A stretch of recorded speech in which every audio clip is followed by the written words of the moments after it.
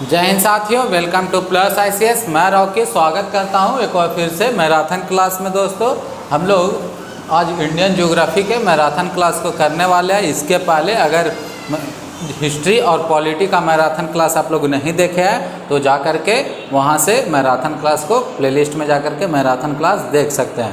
और ये दोस्तों, आज हम लोग क्या चाहिए इंडियन ज्योग्राफी के मैराथन क्लास करने वाले हैं। अब हम लोग का एग्ज़ाम में कितना देरी है दोस्तों? मात्र एक हफ्ता के लमसम में बाकी है।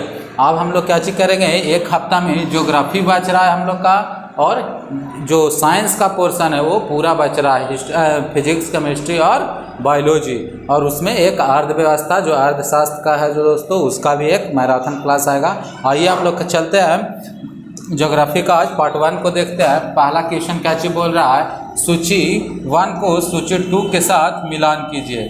क्या चीज़ बोल रहा है दोस्तों? पहला क्वेश्चन कि सूची 1 को सूची 2 के साथ मिलान कीजिए। सूची 1 में क्या चीज़ है, यहाँ पहला क्या चीज़ है, भावर। भावर। दूसरा में देखिए दोस्तों, तराई। भावर किसको बोलते हैं? छिद्रपूर्ण जो स्थान होता है दोस्तों, उसको भावर बोला जाता है। तराई। तराई किसको बोलते हैं? तो तराई फर्स्ट का खा हो जाएगा। तराई किसको बोलेंगे दोस्तों? जो घने जंगल और वन प्राणियों वाला जो क्षेत्र होता है उसे क्या चीज बोला जाता है? तो तराई क्षेत्र कहते हैं उसको। और बांगर दोस्तों, बांगर किसको बोलते हैं? बांगर जलोढ़ मिट्टी का पार्ट है। जलोढ़ मिट्टी को 2 भाग में बांटा गया है, बांगर मिट्टी और खादर मिट्टी। और वही जो पुरानी जलोढ़ मिट्टी को ही क्या चीज बोला जाता है? बांगर बोला जाता है। और खादर मिट्टी दोस्तों, नई अपक्षेप, जो नए जलोढ़ मिट्टी को क्या चीज बोला जाता है? युवा निक्षेप भी इसको बोल सकते हैं। और इसी को क्या चीज खादर मिट्टी भी बोला जाता है। नई जलोढ़ मिट्टी को क्या चीज खादर मिट्टी के नाम से जाना जाता है, याद रखिएगा। ये दोनों है जो दोस्तों किसका पार्ट है? तो जलोढ़ मिट्टी का पार्ट है। किसका पार्ट है? तो जलोढ़ मिट्टी का पार्ट है। आइए मैच करते हैं। पहला का खा किस में है दोस्तों? मात्र एक ही में। इसका आंसर क्या चीज हो जाएगा? ये फर्स्ट वाला। दूसरा का गा मिला लीजिए, एक ही से यहाँ मिल रहा है तो इसका सही आंसर कौन सा हो जाएगा? फर्स्ट वाला हो जाएगा। आइए हम लोग दोस्तों अगला क्वेश्चन चलते हैं। क्या चीज बोल रहा है, निम्नलिखित को सुमेलित कीजिए। एक तरफ क्या चीज है, नदी दिया हुआ है, और एक तरफ क्या चीज दिया हुआ है? सहायक नदी दिया हुआ है। एक तरफ नदी दिए गया है, और कौन सी नदी का कौन सहायक नदी है उसके बारे में हम लोग को करना। गोदावरी का सहायक नदी कौन कौन सा है दोस्तों? वेनगंगा। गोदावरी का सहायक नदी कौन है? वेनगंगा। याद रखिएगा, वेनगंगा बोल दे, पेनगंगा बोल दे। ये किसकी सहायक नदी है? वेनगंगा, पेनगंगा। तो गोदावरी नदी की सहायक नदी है। गंगा का सहायक नदी दोस्तों कोसी। कोसी किसका सहायक नदी है? तो गंगा का। कृष्णा का दोस्तों कोयना है जो कृष्णा नदी का सहायक नदी है। कावेरी है जो अमरावती नदी के सहायक नदी है। किसका? अमरावती सहायक नदी है दोस्तों। किसका? तो कावेरी नदी का। और आइए आंसर को मिलाते हैं दोस्तों। क्या चीज बोल रहा है? क्या चीज? गोदावरी। फर्स्ट का ग किस में है? इसमें दोस्तों ये कट जाएगा। सेकंड का घ किस में है? सेकंड का घ इसी में है दोस्तों। ये तो कट ही गया, और इसमें भी सेकंड का घ है। थर्ड का कृष्णा एवं कोयना दोस्तों। किसा? पहला का का हो जाएगा, पहला का ख, तीसरा का ख हो जाएगा। तीसरा का क्या चीज हो जाएगा? तीसरा का खा इसमें है दोस्तों, और इसमें नहीं है, तो ये भी कट जाएगा। इसका सही आंसर कौन सा हो जाएगा? तो 2 वाला। अब हम लोग समझते हैं दोस्तों, इसमें नदी के बारे में आ गया तो समझिएगा। गोदावरी नदी का सहायक नदी काची देखते हैं हम लोग? वेनगंगा और पेनगंगा। ये 2 याद रखिएगा कम से कम। वेनगंगा और पेनगंगा किसकी सहायक नदी है? तो गोदावरी की। लेकिन रामगंगा बोले तो रामगंगा किसका है? तो गंगा नदी का। यमुना बोले तो दोस्तों यमुना किसका सहायक नदी है? तो गंगा का सबसे लंबी सहायक नदी है दोस्तों। सबसे लंबी सहायक नदी। जब पूछे गंगा नदी की सबसे लंबी सहायक नदी कौन सा? तो यमुना। और गंगा का सहायक नदी का नाम लिखिएगा सोन नदी। क्या चीज? सोन लिखिएगा दोस्तों। गंडक लिखिएगा, कोसी लिखिएगा, महानदी लिखा गया, महानंदा लिखिएगा, नंदा दोस्तों, महानंदा किसकी सहायक नदी है? तो गंगा नदी की। ये गंगा की क्या चाहिए दोस्तों? कुछ प्रमुख सहायक नदियां हैं, ये याद रखिएगा गंगा की। और गंगा को राष्ट्रीय नदी के रूप में कब घोषित किया गया? तो 2008 में, याद रखिएगा 2008 में इसे राष्ट्रीय नदी के रूप में घोषित किया गया। राष्ट्रीय नदी, गंगा को राष्ट्रीय नदी के रूप में कब घोषित किया गया था? तो 2008 ईस्वी में, याद रखिएगा। और गंगा निकलती कहाँ से है? इसका उद्गम कहाँ से होता है दोस्तों? गंगा का उद्गम याद रखिएगा, उद्गम कहाँ से हुआ? तो गंगोत्री से। कहाँ से? गंगोत्री से। कहाँ से? गंगोत्री के गोमुख से इसकी उद्गम स्थल हुआ। गंगा दोस्तों, अगर यही गंगा कहाँ? बिहार में बहती है। हम लोग बिहार पुलिस का एग्जाम देने जा रहे हैं दोस्तों, उसमें बिहार से रिलेटेड अगर गंगा से रिलेटेड पूछे तो याद रखिएगा बिहार में गंगा कितना बहती है, कितना किलोमीटर? तो 445 किलोमीटर खाली बिहार में गंगा नदी बहती है। बिहार में गंगा नदी का बहाव कितना किलोमीटर है? तो कितना? 445 किलोमीटर। जिसमें सबसे ज़्यादा दोस्तों, सबसे ज़्यादा किस जिला में है? सबसे ज़्यादा किस जिला में है? तो पटना में। पटना में सबसे ज़्यादा गंगा नदी बहती है दोस्तों। कितना किलोमीटर? तो 99 किलोमीटर है जो पटना में गंगा नदी का बहाव सबसे ज़्यादा है, याद रखिएगा। जो बिहार में कुल कितने जिला में बहती है दोस्तों गंगा नदी? तो 12 जिलों में। कितना जिला में?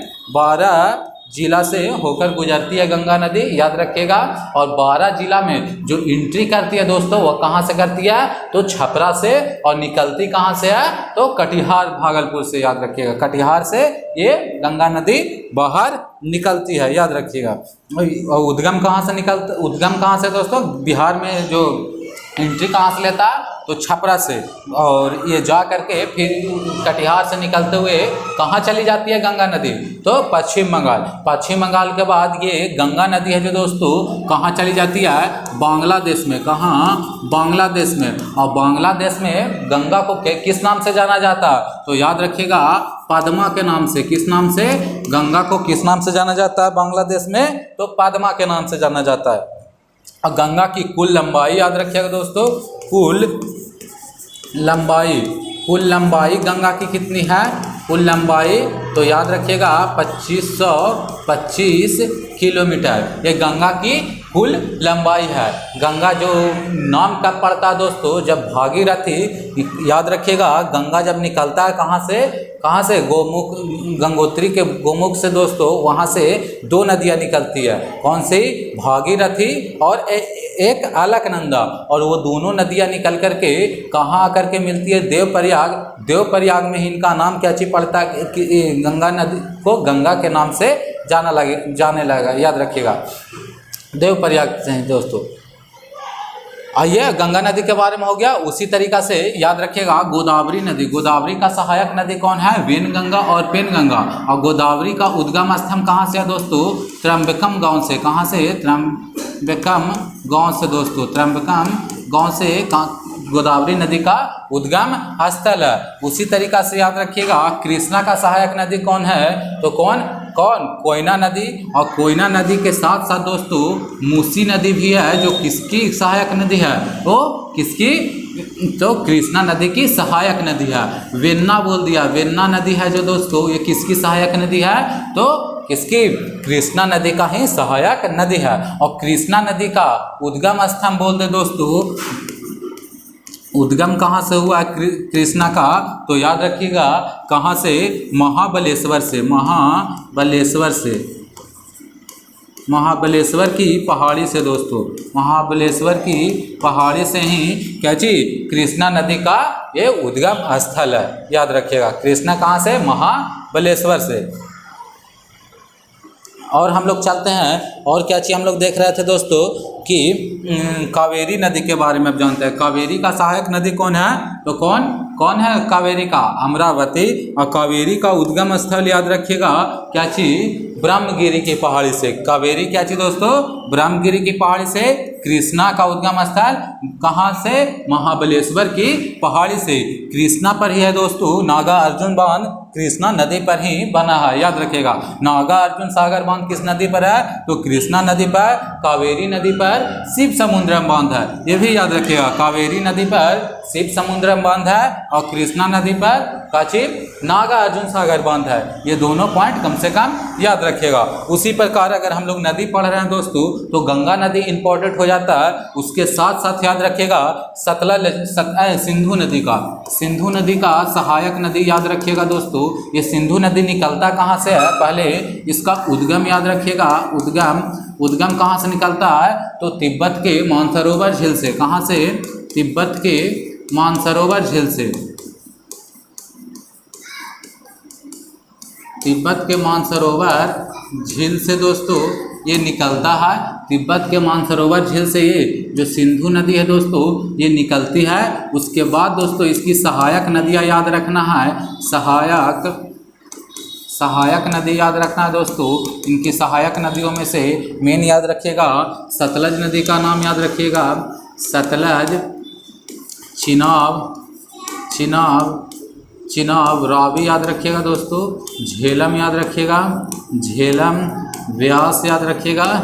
ये 5 नदियाँ कम से कम याद रखिएगा। ये किनकी 5 नदियाँ है जो किनकी सहायक नदी है? तो सिंधु नदी की सहायक नदी में गिनती आती है। कौन कौन? सतलज नदी, चिनाब नदी, रावी नदी, झेलम नदी और व्यास नदी। ये सारे जो है जो किनकी सहायक नदी है? तो सिंधु नदी की सहायक नदी है। उद्गम कहाँ है दोस्तों? तो तिब्बत के मानसरोवर झील में। उसी प्रकार याद रखिएगा दोस्तों सिंधु नदी के साथ साथ हम लोग गंगा देख लिए महत्वपूर्ण नदियों में और सिंधु देख लिए। उसके बाद याद रखिएगा एक महत्वपूर्ण नदी ब्रह्मपुत्रा नदी दोस्तों। ब्रह्मपुत्र नदी जो बहुत ही इंपॉर्टेंट है। भारत की सबसे लंबी नदी कौन सी है? तो गंगा नदी। सबसे चौड़ी नदी अगर पूछ ले दोस्तों, सबसे चौड़ी नदी पूछे, चौड़ी नदी में कौन हो जाएगा? तो कौन? ब्रह्मपुत्रा नदी हो जाएगा। सबसे चौड़ी नदी ब्रह्मपुत्रा नदी। उसके बाद याद रखिएगा इसका उद्गम स्थल इसका कहाँ है दोस्तों? तो इसका उद्गम स्थल भी मानसरोवर झील ही लिखिएगा। क्या चीज? मानसरोवर झील के पास ही है दोस्तों एक जगह चेमा युंगडुम। एक जगह का नाम है दोस्तों चेमा युंगडुम। उसी के जगह से ये निकलती है कौन? ब्रह्मपुत्रा नदी। और ब्रह्मपुत्रा नदी को जो तिब्बत में है दोस्तों वो किस नाम से जानते हैं? तिब्बत में किस नाम से जानते हैं? तो सांगपो के नाम से जानते हैं। सांगपो के नाम से तिब्बत में जानते हैं। उसी प्रकार याद रखिएगा अरुणाचल में। कहाँ? अरुणाचल प्रदेश में दोस्तों। अरुणाचल में ब्रह्मपुत्रा को किस नाम से जाना जाता है? तो किस नाम से? तो याद रखिएगा दिहांग के नाम से जाना जाता है। क्या चीज़ के नाम से?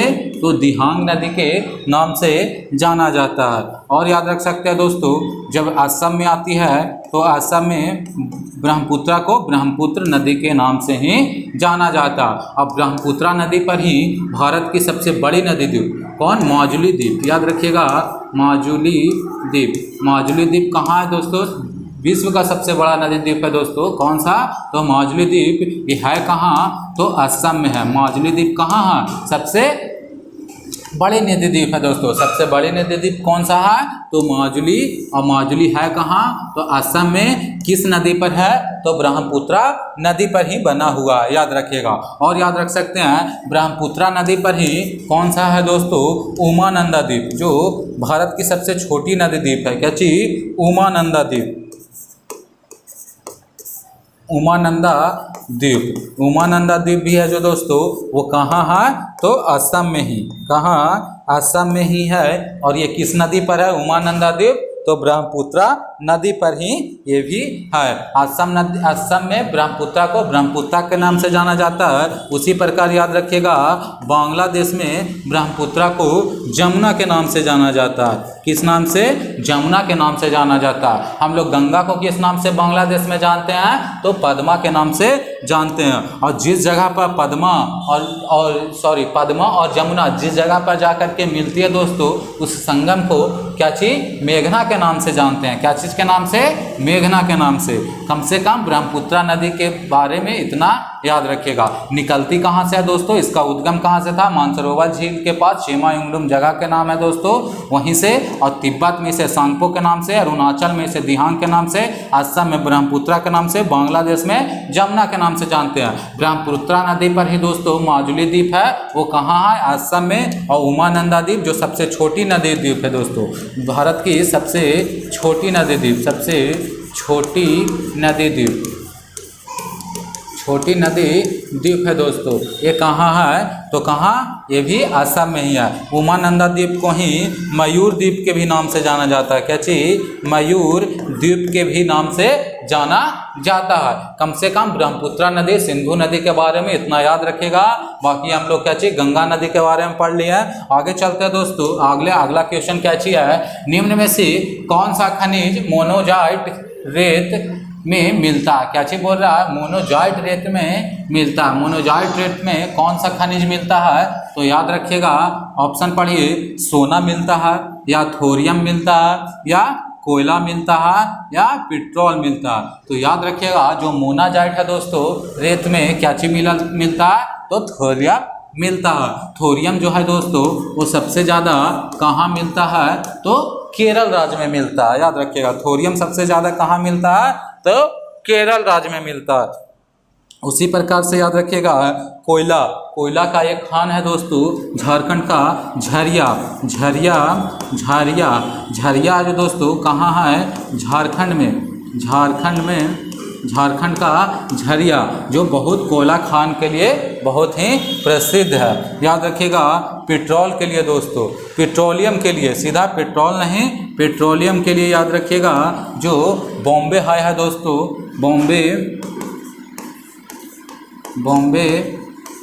बॉम्बे हाई हो गया, जो कहाँ है? महाराष्ट्र में। उसी प्रकार याद रख सकते हैं दोस्तों असम में क्या चीज़ दोस्तों? डिगबोई कारखाना, डिगबोई तेल शोधक कारखाना, डिगबोई तेल शोधक कारखाना कहाँ है? तो असम में। उसी प्रकार बिहार का याद रखिएगा दोस्तों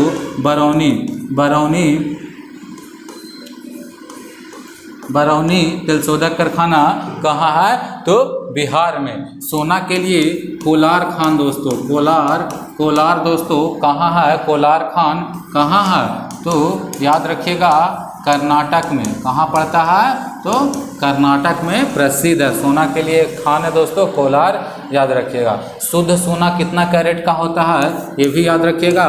शुद्ध सोना 24 कैरेट का होता है। शुद्ध सोना कितना कैरेट का होता है?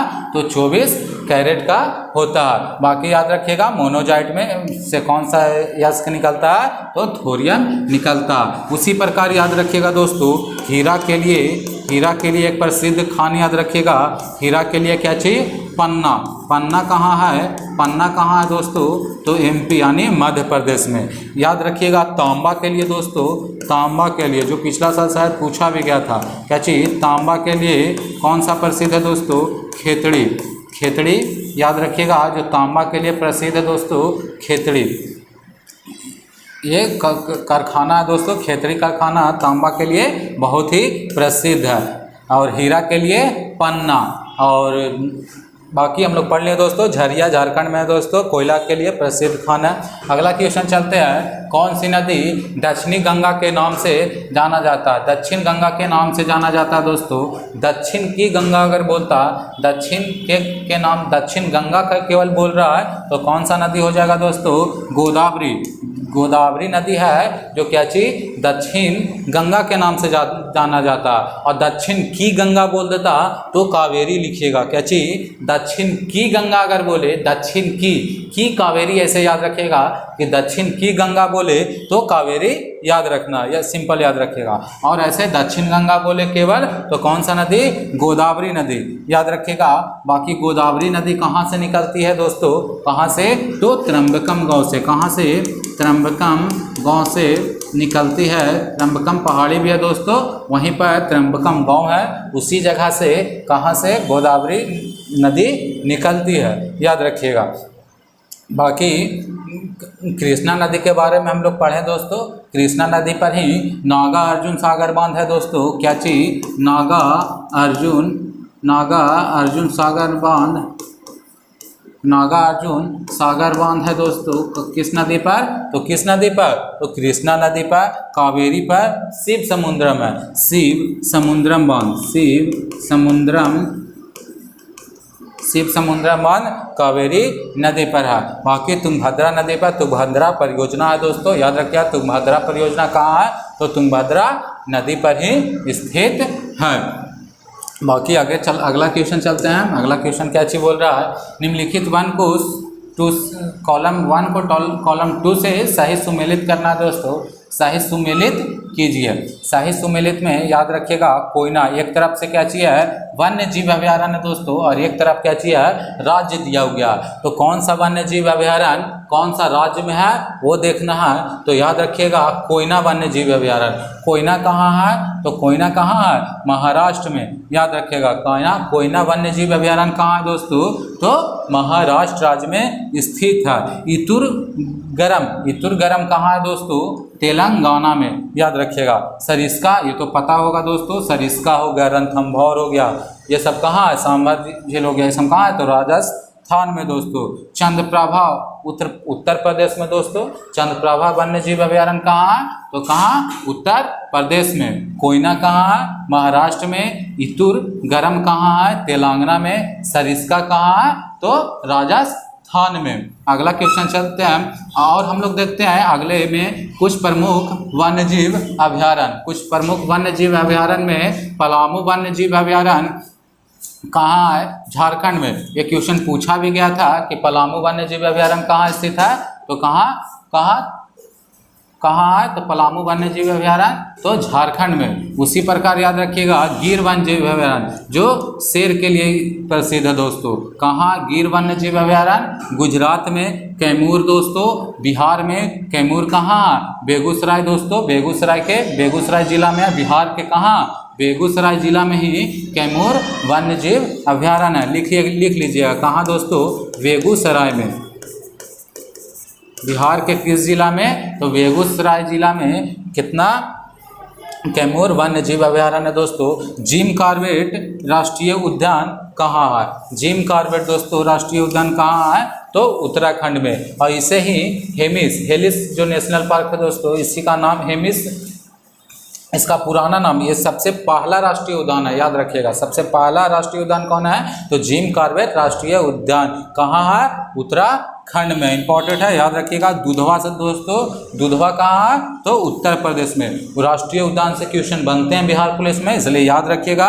दुधवा राष्ट्रीय उद्यान कहाँ है? तो यूपी में। दुधवा कहाँ? यूपी में। उसी प्रकार चंद्रप्रभा भी यूपी में। चंद्रप्रभा यूपी में। यूपी का याद रखिएगा क्योंकि बगल का राज्य है दोस्तों। खास करके दुधवा राष्ट्रीय उद्यान उत्तर प्रदेश और चंद्रप्रभा उत्तर प्रदेश। बांदीपुर कहाँ है? कर्नाटक में। मानस राष्ट्रीय उद्यान कहाँ है?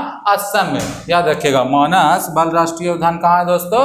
तो कहाँ? असम में है, याद रखिएगा। और देखते हैं और क्या चीज़ है? काजीरंगा कहाँ है दोस्तों? तो असम में। एक सींग वाले गेंडे के लिए ये राष्ट्रीय उद्यान प्रसिद्ध है, याद रखिएगा। क्या चीज़? एक सींग वाले गेंडे के लिए ये प्रसिद्ध है। काजीरंगा वन्य जीव अभयारण्य कहाँ है दोस्तों? तो असम में। सरिस्का राष्ट्रीय उद्यान राजस्थान में। सरिस्का कहाँ है? तो सरिस्का राष्ट्रीय उद्यान कहाँ? राजस्थान में। पेंच राष्ट्रीय उद्यान कहाँ है? तो महाराष्ट्र, और इसमें ऐड कर लीजिएगा एमपी। महाराष्ट्र और एमपी दोनों में है दोस्तों, पड़ता है ये बॉर्डर पर। कौन? पेंच राष्ट्रीय उद्यान, याद रखिएगा। उसी प्रकार चिल्का राष्ट्रीय उद्यान कहाँ दोस्तों? उड़ीसा में। चिल्का झील भी है उड़ीसा में, याद रखिएगा। चिल्का झील या चिल्का राष्ट्रीय उद्यान कहाँ है? तो कहाँ, उड़ीसा में। सिमलीपाल राष्ट्रीय उद्यान कहाँ है दोस्तों, तो उड़ीसा में। चिल्का, सिमलीपाल, पेरियार, ये पेरियार कहाँ है दोस्तों, तो केरल में। पेरियार कहाँ है, केरल में। पंचमढ़ी राष्ट्रीय उद्यान कहाँ है, मध्य प्रदेश में। बांधवगढ़ राष्ट्रीय उद्यान कहाँ है, तो मध्य प्रदेश में। मध्य प्रदेश में याद रखिएगा दोस्तों, सबसे ज़्यादा वन जीव अभयारण्य है, जिसमें पंचमढ़ी इंपॉर्टेंट है, याद रखिएगा।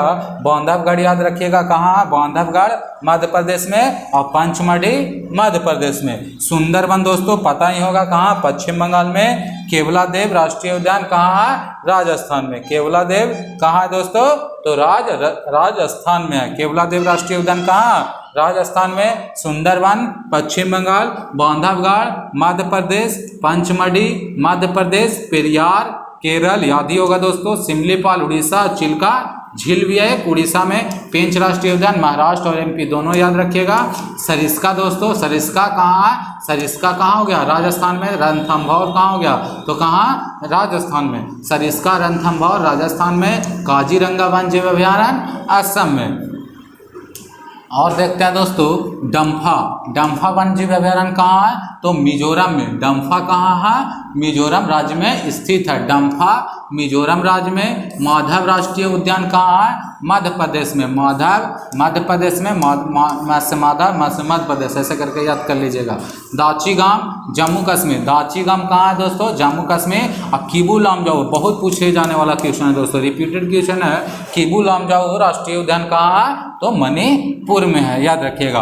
मात्र एक तैरता हुआ राष्ट्रीय उद्यान है दोस्तों, याद रखिएगा। किबू लामजाओ कहाँ है, तो मणिपुर में है। अगला क्वेश्चन चलते हैं। अगला क्वेश्चन क्या चीज है, राष्ट्रीय जलमार्ग नंबर 2 किस नदी पर पड़ता है दोस्तों। जो जल मार्ग है याद रखिएगा, जल मार्ग नंबर 2 वो किस नदी पर पड़ता है। तो ऑप्शन को पढ़िए दोस्तों, सिंधु नदी पर, गंगा नदी पर, या यमुना नदी पर, या ब्रह्मपुत्र नदी पर। तो इसका सही आंसर हो जाएगा दोस्तों क्या चीज, ब्रह्मपुत्र नदी पर। ब्रह्मपुत्र नदी पर ही जल मार्ग नंबर 2 है। सबसे बड़ा जल मार्ग नंबर कौन सा है दोस्तों, जल मार्ग, सबसे बड़ा जल मार्ग याद रखिएगा, सबसे बड़ा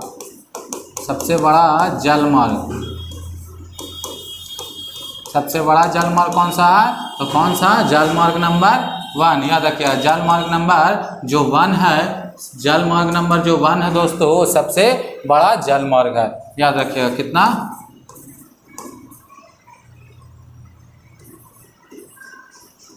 जल मार्ग नंबर 1 है जो दोस्तों सबसे बड़ा जल मार्ग नंबर 1 है।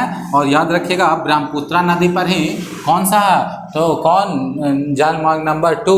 और जल मार्ग नंबर 1 है जो सबसे बड़ा है, और कहाँ से कहाँ तक है, तो प्रयागराज से, कहाँ से, प्रयागराज से लेकर के कहाँ तक चलता है दोस्तों, हल्दिया तक चलने वाला है। कहाँ तक, हल्दिया पर। इसमें गंगा नदी, हुगली नदी, ये सारे नदी सम्मिलित हो जाती है, याद रखिएगा। इसमें केवल ब्रह्मपुत्र नदी पर ही है जल मार्ग नंबर 2, इसीलिए इससे क्वेश्चन बनता है, याद रखिएगा। सबसे बड़ा जल मार्ग नंबर 1।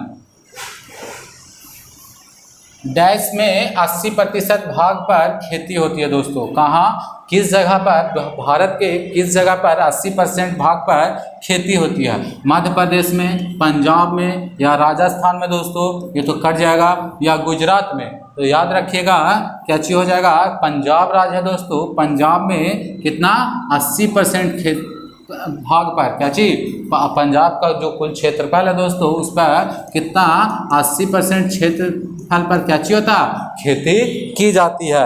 बिहार में याद रखिएगा कितना % पर होती है, तो 60%। बिहार में कितना % पर, 60% पर। और पंजाब में कितना % पर, 80% पर। ये दोनों याद रखिएगा। बिहार का पूछ सकता है इस बार, कितना, बिहार में कितना % पर होता है, तो 80% पर। और पंजाब में सबसे अधिक कितना, 80% पर।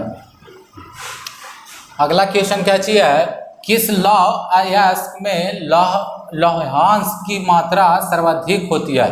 किस लौह यस्क में दोस्तों लौहांश की मात्रा सबसे अधिक होती है? तो याद रखिएगा लोहा के कितने प्रकार होते हैं? तो चार प्रकार में बांटा गया। कितना भाग में? तो 4 भाग में बांटा गया। याद रखिएगा कौन कौन सा लोहा का दोस्तों? तो हेमाटाइट, जो लोहा यस्क को बांटा है, ना कि लोहा को बांटा है, ये भी याद रखिएगा। ये लौह यस्क को कितने भागों में बांटा है? तो 4 भागों में। कौन कौन? हेमेटाइट हो गया, सीडेराइट हो गया, मैग्नेटाइट हो गया और लिमोनाइट हो गया। ये जो चारों लिखा हुआ है ऑप्शन, ये क्या चीज है? ये चारों लौह यस्क ही है दोस्तों। याद रखिएगा कौन कौन सा है, एक बार फिर से याद रखिएगा। हेमेटाइट, सीडेराइट, मैग्नेटाइट और क्या चीज? लिमोनाइट। ये चारों लौह यस्क है जिसमें लौहांश की मात्रा सबसे ज्यादा किस में होती है? तो याद रखिएगा सीडेराइट में। किसमें? सीडेराइट में लौहांश की मात्रा सबसे अधिक होती है। याद रखिएगा किसमें दोस्तों? मैग्नेटाइट में, सॉरी, मैग्नेटाइट में लौहांश की मात्रा सबसे अधिक होती है। लेकिन सबसे अधिक इसके बाद किसके में होता है? तो मैग्नेटाइट में। दूसरा नंबर में याद रखिएगा लौहांश की मात्रा सबसे अधिक किसकी होती है? तो हेमेटाइट में। और पहला पर याद रखिएगा किसका? मैग्नेटाइट में। मैग्नेटाइट में क्या चाहिए? लौहांश की मात्रा सबसे अधिक होती है। ये चारों प्रकार से क्वेश्चन बनता है दोस्तों। क्या चाहिए? जैसे में 3 दे दिया जाएगा, उसमें पूछेगा इनमें से कौन, 4 ऑप्शन रहेंगे, जिसमें से एक ऑप्शन नहीं रहेगा, उसमें पूछता है क्वेश्चन इनमें कौन लौह यस्क नहीं है। इसीलिए ये चारों का नाम याद करना बहुत जरूरी है। चारों का नाम याद रखेगा, हेमेटाइट, सीडेराइट, मैग्नेटाइट और लिमोनाइट, ये चारों लौह यस्क हैं। विश्व का सबसे बड़ा नदी निर्मित द्वीप माजुली किस नदी पर है दोस्तों? अभी हम लोग पढ़े ब्रह्मपुत्रा नदी के बारे में पढ़ रहे थे, जिसमें ब्रह्मपुत्रा नदी कहाँ से निकलती थी? तो कहाँ से? तिब्बत के मानसरोवर झील से दोस्तों, चेमायुंगडुम स्थान से। कौन सा नदी? ब्रह्मपुत्रा नदी निकलती थी। और ये कहाँ? ब्रह्मपुत्रा नदी वहाँ से निकल करके, तिब्बत से निकल के कहाँ जाते थे? असम में, सॉरी अरुणाचल में। अरुणाचल में तिब्बत को क्या चीज बोला जाता था दोस्तों? दिहांग के नाम से जाना जाता था। उसके बाद हम लोग पढ़े कि अरुणाचल प्रदेश के बाद कहाँ आती है? तो अरुणाचल प्रदेश के बाद असम में आती है। और असम में ही ब्रह्मपुत्रा नदी को ही क्या चीज बोला जाता है? ब्रह्मपुत्रा के नाम से जाना जाता है। याद रखिएगा। और उसके बाद असम के बाद बांग्लादेश में जाती है दोस्तों। और बांग्लादेश में जा करके वो उनका नाम क्या चीज हो जाता है? ब्रह्मपुत्रा नदी का तो क्या चीज? जमुना के नाम से जाना जाता। याद रखिएगा। तो वही उसी टाइम हम लोग पढ़े कि माजुली द्वीप है जो कहाँ है? असम में है दोस्तों। और किस नदी पर बनाया गया है? ब्रह्मपुत्रा नदी पर ही है। ब्रह्मपुत्रा नदी पर ही सबसे बड़े, विश्व का सबसे बड़ी नदी द्वीप है दोस्तों। कौन? माजुली। कौन सा नदी पर? तो असम पर। सबसे छोटा नदी द्वीप याद रखिएगा, सबसे छोटा याद रखिएगा, सबसे छोटा याद रखिएगा कौन है दोस्तों? उमानंदा। कौन सा? उमानंदा है दोस्तों। उमानंदा द्वीप। उमानंदा द्वीप भी कहाँ है? तो ये भी ब्रह्मपुत्रा नदी पर ही है। कहाँ? तो ब्रह्मपुत्र नदी पर ही ये भी है। और ये भी कहाँ है? ब्रह्मपुत्र नदी पर। कहाँ? कौन सा राज्य में? तो ये भी असम राज्य में है। और उमानंदा को मयूर द्वीप के नाम से भी जानते हैं। याद रखिएगा, मयूर द्वीप के भी नाम से उमानंदा को जानते हैं। बाकी हम लोग इसके बारे में पढ़ चुके हैं, ब्रह्मपुत्रा नदी के बारे में। और नील नदी है जो दोस्तों, ये दुनिया की सबसे बड़ी नदी के गिनती में आती है। याद रखिएगा। सतलुज किसकी सहायक नदी थी? सतलुज दोस्तों, ये भी मानसरोवर झील के पास ही से निकलती है। कौन? सतलुज नदी। सतलुज नदी सिंधु नदी की सहायक नदियों में हम लोग पढ़े हैं। ये सतलुज किसके सहायक नदी है? तो किसका? तो सिंधु नदी का। याद रखिएगा। अगला पॉइंट चलते हैं। अगला पॉइंट क्या चीज है? मध्य हिमालय को हिमाचल प्रदेश में किस नाम से जाना जाता है? क्या चीज बोल रहा है? मध्य हिमालय में हिमाचल प्रदेश को किस नाम से जाना जाता है? याद रखिएगा। जो मध्य हिमालय है दोस्तों, हिमालय को पहले समझिएगा। हिमालय को उत्तर से कितने भागों में बांटा गया? 4 भागों में बांटा गया। वो 4 भाग क्या चीज है दोस्तों? पहला याद रखिएगा ट्रांस हिमालय। ट्रांस हिमालय के अंतर्गत कौन कौन आ जाते हैं? तो याद रखिएगा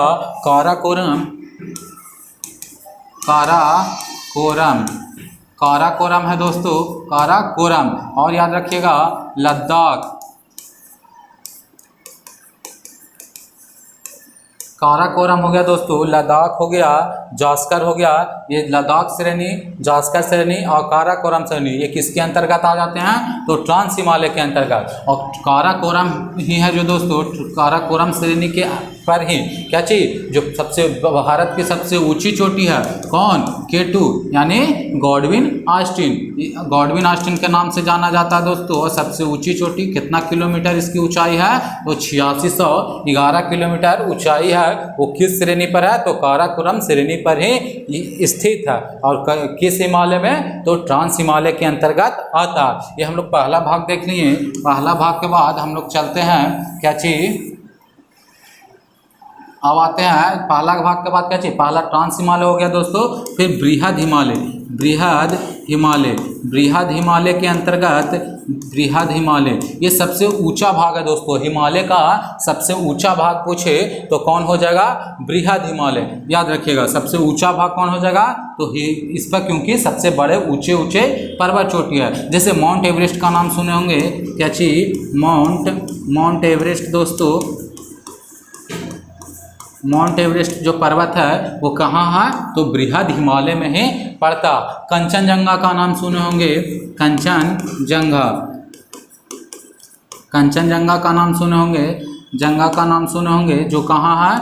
कंचनजंगा कहाँ है? माउंट एवरेस्ट कहाँ है दोस्तों? तो नेपाल में कंचनजंगा, याद रखिएगा। और याद रखिएगा कंचनजंगा के अलावा नंदा देवी, क्या चीज? नंदा देवी, नंदा देवी पर्वत दोस्तों ये कहाँ है? तो बृहद हिमालय के अंतर्गत ही आता है। नंदा देवी हो गया, कंचनजंगा हो गया, माउंट एवरेस्ट हो गया। जो विश्व का सबसे ऊंचा चोटी में गिनती आता है कौन? Mount Everest. इसकी ऊंचाई कितना है? 8848 किलोमीटर समथिंग है। याद रखिएगा ये माउंट एवरेस्ट जो कहाँ? नेपाल में सबसे ऊंची चोटी है। ये किस हिमालय के अंतर्गत आता है? तो बृहद हिमालय के अंतर्गत आता है। उसी प्रकार पूछ रहा है दोस्तों मध्य हिमालय के अंतर्गत। तो मध्य हिमालय के अंतर्गत ये धौलाधर श्रेणी नहीं आते हैं। धौलाधर श्रेणी किसके अंतर्गत आ जाते हैं दोस्तों? तो ट्रांस हिमालय के अंतर्गत। याद रखिएगा ये काराकोरम हो गया दोस्तों। ये सॉरी चाची पूछ रहा है हिमालय प्रदेश के किस नाम से जाने जाते हैं? तो ये धौलाधर श्रेणी के अंतर्गत ही आता है। याद रखिएगा जो मध्य हिमालय है ये धौलाधर श्रेणी के नाम से ही जाना जाता है दोस्तों। हिमाचल प्रदेश जो है वो समझिए कि धौलाधर श्रेणी पर ही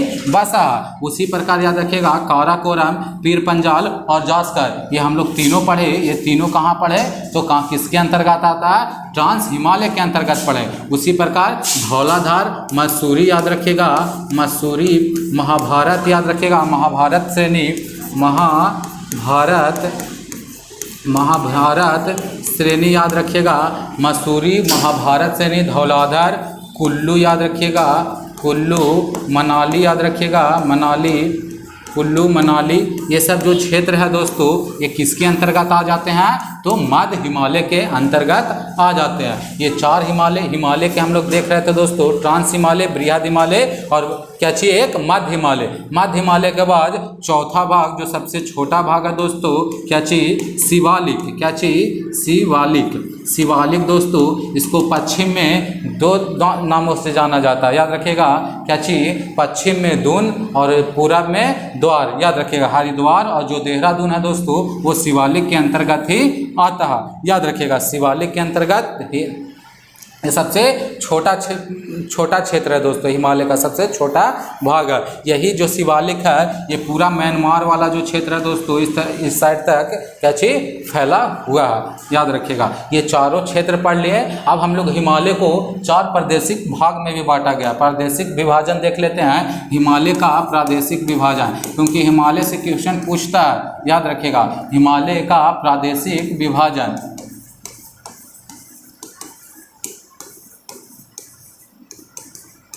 प्रादेशिक विभाजन में याद रखिएगा मेनली दोस्तों क्या चीज़ याद रखना है कि इसमें भी चार भागों में बांटा गया। कितने भागों में? तो चार भागों में बांटा गया। याद रखिएगा पहला भाग याद रखिएगा पंजाब हिमालय, पंजाब हिमालय, पंजाब हिमालय है जो दोस्तों हिमालय है ये कौन सी नदी के बीच में है? तो याद रखिएगा सिंधु और सतलज के बीच में। क्या कौन सी नदी? सिंधु और सतलज, सिंधु और सतलज,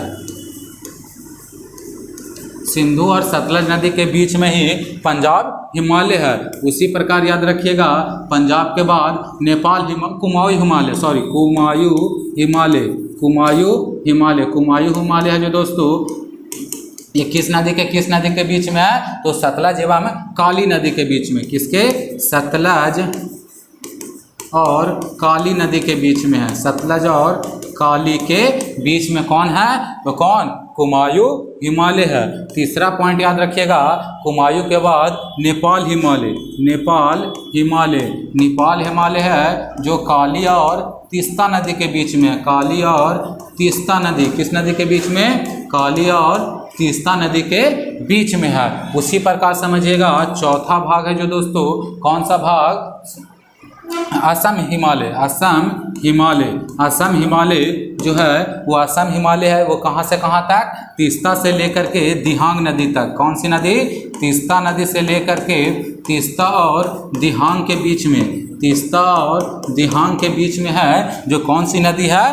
तो कौन सा हिमालय है? तो असम हिमालय, नेपाल हिमालय, काली और तीस्ता नदी के बीच में कुमायूं हिमालय, सतलज और काली नदी के बीच में, और पंजाब हिमालय सतलज और सिंधु और सतलज नदी के बीच में। सीधा दोस्तों इसमें कंफ्यूजन हो रहा है। एक लाइन खींचिएगा इस तरीका से, एक मतलब सीधी लाइन तो नहीं, एक जैसे में हिमालय है एक तरीका से कैसे बटा हुआ ऐसे आया, इस तरीका से है। तो उसी प्रकार से एक तरीका से इमेजिनरी लाइन खींचिएगा। उसमें याद रखिएगा क्या चीज़? एक तरफ बनाइएगा क्या चीज़? पहले में याद रखिएगा सिंधु नदी। कौन सी नदी? सिंधु नदी। फिर उसके में याद रखिएगा सिंधु सतलज, फिर याद रखिएगा दोस्तों सिंधु सतलज। उसके बाद बीच में काली को रखना है, काली नदी को, और फिर बीच में उसके बाद तीस्ता, और उसके बाद लास्ट में असम में बहने वाली नदी को क्या चीज बोलते हैं दोस्तों? दिहांग को लास्ट में रखना है। अब हम लोग समझते हैं, हम लोग अगर इंडिया का मैप देखेंगे तो स्टार्टिंग में ऊपर में ही है दोस्तों सिंधु नदी, और सिंधु और सतलज के बीच में ही कौन सा राज पड़ता? पंजाब राज पड़ता। तो पंजाब हिमालय, मैप को इमेजिन करके देखिएगा, ये क्वेश्चन अपने आप बन जाएगा। याद रखिएगा सतलज और काली के बीच में दोस्तों कौन सा? कुमायूं क्षेत्र पड़ता। उसी तरीका से याद रखिएगा काली और तीस्ता के बीच में नेपाल वाला जो क्षेत्र पड़ता है दोस्तों, और तीस्ता और इसके बीच में असम वाला क्षेत्र पड़ता। याद रखिएगा, ये याद कर लीजिएगा, ये इम्पोर्टेंट है, इससे क्वेश्चन बनेगा। अगला क्वेश्चन चलते हैं, क्या चाहिए है? वृष्टि छाया क्या है? क्या चीज पूछ रहा है? वृष्टि छाया क्या है? एक ऐसा क्षेत्र जो अपेक्षाकृत रूप से धरातलीय अवरोध के प्रभाव से कम वर्षा क्षेत्र है। ऑप्शन पढ़िएगा दोस्तों, एक ऐसा क्षेत्र जो अपेक्षाकृत रूप से धरातलीय अवरोध के प्रभाव से अधिक वर्षा होती है, अधिक वर्षा वाला क्षेत्र इनमें से कोई नहीं। तो समझिएगा जो वृष्टि छाया दोस्तों वो एक वैसा छाया है जो क्या चीज होता है? एक वैसा क्षेत्र है जो अपेक्षाकृत रूप से धरातलीय अवरोध के प्रभाव से कम वर्षा वाला क्षेत्र को कहते हैं। जैसे समझिएगा, मान लीजिए ये हो गया दोस्तों क्या चीज? पश्चिमी क्षेत्र, पश्चिमी घाट हो गया। इसमें जो पश्चिमी जो घाट पर जितने पहाड़ियाँ दोस्तों, मान लीजिए इधर से मानसून उठा, क्या चीज़ दोस्तों? इधर से मानसून उठा तो क्या चीज़? बादल जो बनता है दोस्तों, ये क्या चीज़? पहाड़ से टकरा करके वर्षा अधिकांशतः इधर वाले ही क्षेत्र पर हो जाता है। और ये जो छायांकित क्षेत्र है, यही छायांकित क्षेत्र ही क्या चीज़ कहलाता है? वृष्टि छाया कहलाता है। ये जो छायांकित क्षेत्र में वर्षा कम होती है। जिस समझिएगा कि जैसे मैं पहाड़ है दोस्तों, तो पहाड़ के इस साइड तो वर्षा होगी, लेकिन पहाड़ के उस साइड वर्षा नहीं होगी। इसी को क्या चीज बोलते हैं? वृष्टि छाया बोलते हैं। अगला चलते हैं, अगला क्वेश्चन क्या चीज है? कृष्णा नदी जल विवाद किस बांध से संबंधित है? क्या चीज बोल रहा है? कृष्णा नदी जल विवाद किस बांध से संबंधित है? कोयना बांध से संबंधित है, या तुंगभद्रा से है दोस्तों, या प्रवारा से है, या श्रीशैलम से है? तो याद रखिएगा जो कृष्णा नदी जल विवाद है दोस्तों, ये किसके बीच में हुआ था? तो याद रखिएगा किसके बीच में? तो महाराष्ट्र के बीच में हुआ था दोस्तों, कर्नाटका के बीच में हुआ था, तमिलनाडु था, याद रखिएगा, सॉरी आंध्र प्रदेश था, तमिलनाडु नहीं था, आंध्र प्रदेश था। तो याद रखिएगा ये श्रीशैलम जो बांध था दोस्तों, किस बांध से संबंधित था? तो श्रीशैलम बांध से संबंधित था। याद रखिएगा। किस बांध से संबंधित था? तो श्री सेलम बांध से संबंधित था। कृष्णा नदी जो विवाद है दोस्तों, ये किस किस राज्य से संबंधित था? तो ये भी याद रखिएगा। कौन सा? महाराष्ट्र हो गया, महाराष्ट्र हो गया, कर्नाटक हो गया दोस्तों, कर्नाटक हो गया, और याद रखिएगा आंध्र प्रदेश हो गया दोस्तों, आंध्र प्रदेश हो गया, आंध्र प्रदेश हो गया, तेलंगाना हो गया, तेलंगाना हो गया। ये 4 राज्यों के बीच में ही कृष्णा नदी जल विवाद है, याद रखिएगा। कृष्णा नदी पर ही श्री सेलम बांध और नागार्जुन सागर बांध भी इसी नदी पर है।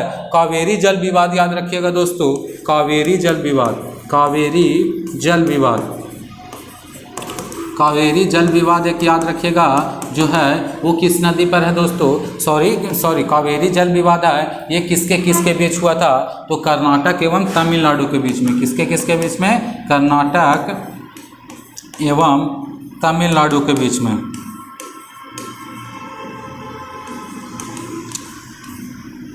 ये 2 जल विवाद थे दोस्तों, याद रखिएगा। ये दोनों जल विवाद किसके किसके बीच में हुआ?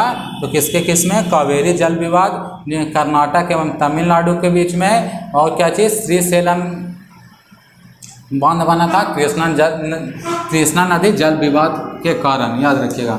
अगला क्वेश्चन क्या चाहिए? निम्नलिखित में से कौन सा तटीय मैदान का भाग नहीं है? तटीय मैदान का भाग नहीं है दोस्तों, क्या चीज बोल रहा है?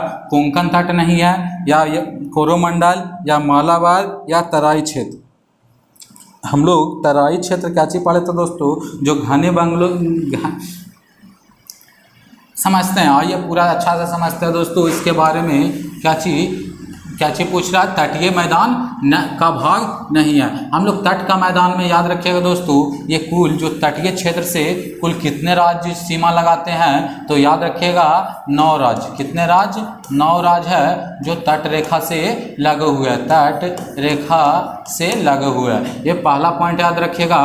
फिर उसके बाद याद रखना है दोस्तों, फिर उसके बाद याद रखना है ये पॉइंट। पहला पॉइंट है कि जो गुजरात वाला जो क्षेत्र है दोस्तों, यहाँ से लेकर के गोवा वाला क्षेत्र तक, कहाँ से कहाँ तक? गोवा वाला क्षेत्र तक। और फिर मंगलौर में बांट लीजिएगा। कहाँ? मंगलौर, मंगलौर यानी कर्नाटक दोस्तों, याद रखिएगा। इसमें केरल, पूरा केरल याद रख लीजिएगा, केरल, केरल। उसी प्रकार इधर बांट लीजिएगा दोस्तों 3 भाग में। क्या चीज? पहला भाग को क्या चीज बोला जाता है? जो गुजरात से लेकर के लिख लीजिएगा दोस्तों। क्या चीज लिखिएगा? गुजरात,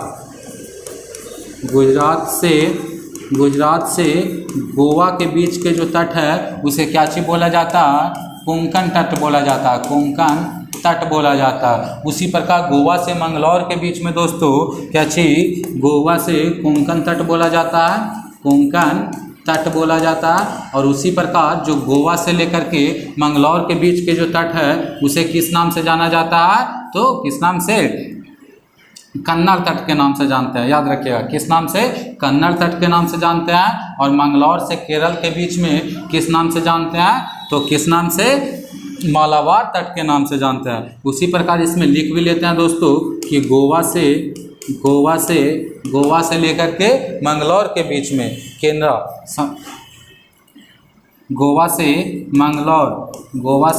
मंगलौर के बीच में कौन सा तट है? तो केनरा तट, या कन्नड़ तट भी बोलते हैं दोस्तों, केनरा तट।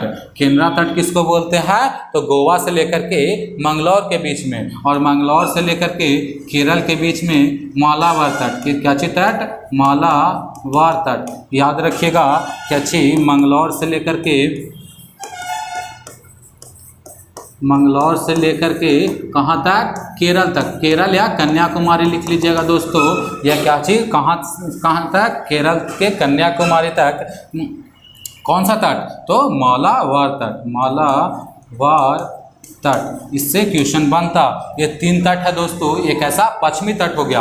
अब ऑप्शन को पढ़िए, आंसर बनेगा कोंकण तट। तो दोस्तों कोंकण तट कहाँ है? तो कोंकण तट याद रखिएगा। कोंकण तट हम लोग पढ़े कि ये तटीय भाग है। कोरोमंडल अभी नहीं पढ़े, इसको छोड़ दीजिएगा। मालाबार तट हम लोग पढ़े दोस्तों। कहाँ से कहाँ तक है? तो मंगलौर से केरल के बीच में। और तराई क्षेत्र, ये दोनों बच गया दोस्तों। ये याद रखिएगा, ये भी तट है और ये भी तट है, और इसमें फिर पढ़ते हैं किस क्षेत्र में आ जाते हैं, पूर्वी क्षेत्र में। पूर्वी क्षेत्र में कन्याकुमारी से लेकर के, याद रखिएगा, कन्याकुमारी से लेकर के दोस्तों कहाँ तक में आ जाइएगा, यहाँ कृष्णा डेल्टा तक में। कहाँ? कृष्णा डेल्टा के क्षेत्र के बीच में जो तट बनता है उसे ही कोरोमंडल तट बोलते हैं। क्या चीज? कोरोमंडल तट बोला जाता है, कोरोमंडल तट बोला जाता। फिर कृष्णा डेल्टा से लेकर के गोदावरी डेल्टा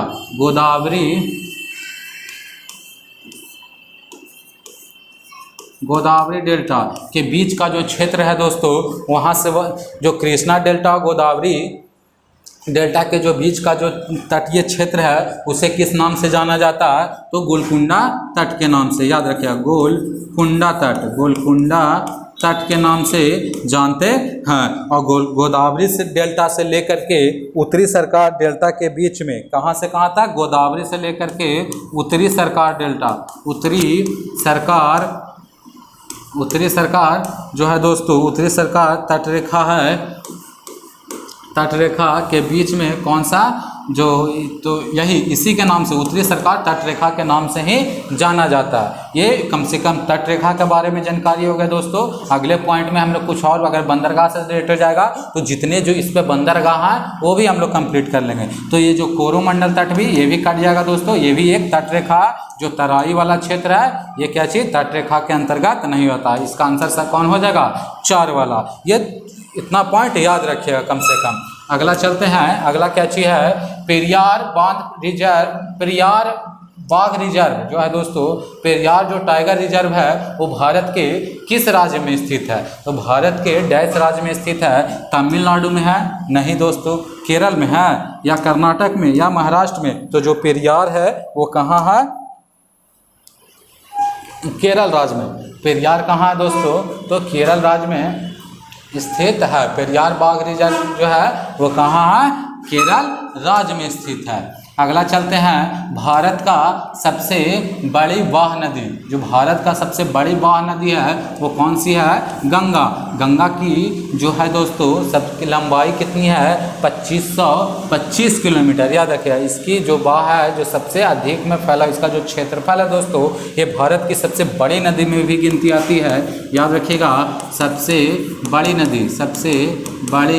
नदी। और राष्ट्रीय नदी कब बना? याद रखिएगा, जो गंगा है वो राष्ट्रीय नदी कब बना? तो 2008 ईस्वी में। कब बना? तो 2008 ईस्वी में। गंगा का जो डॉल्फिन है दोस्तों, उससे भी राष्ट्रीय क्या चीज? मछली के रूप में जाना जाता है। याद रखिएगा, और राष्ट्रीय नदी 2008 के रूप में इसे मान्यता मिला है गंगा को, सबसे बड़ी नदी गंगा। इसकी लंबाई कितना है? तो 2525 किलोमीटर। 2525 किलोमीटर। बाकी इनके बारे में हम लोग पढ़ें दोस्तों कि गंगा कहाँ से निकलती है? गंगोत्री के गोमुख से दोस्तों ये निकलती है। और कहाँ पर आकर के इनका गंगा नाम पड़ता है? तो कहाँ? भागीरथी, जहाँ पर अलकनंदा जिस नदी जगह संगम पर मिलते हैं, उसी संगम पर इसे गंगा के नाम से जाने लगा दोस्तों। बिहार में ये कितने जिलों से होकर गुजरती है? तो 12 जिलों से। ये सबसे ज़्यादा कौन सा जिला में वहन करती है? सबसे ज़्यादा कौन सा जिला में, मतलब ज़्यादा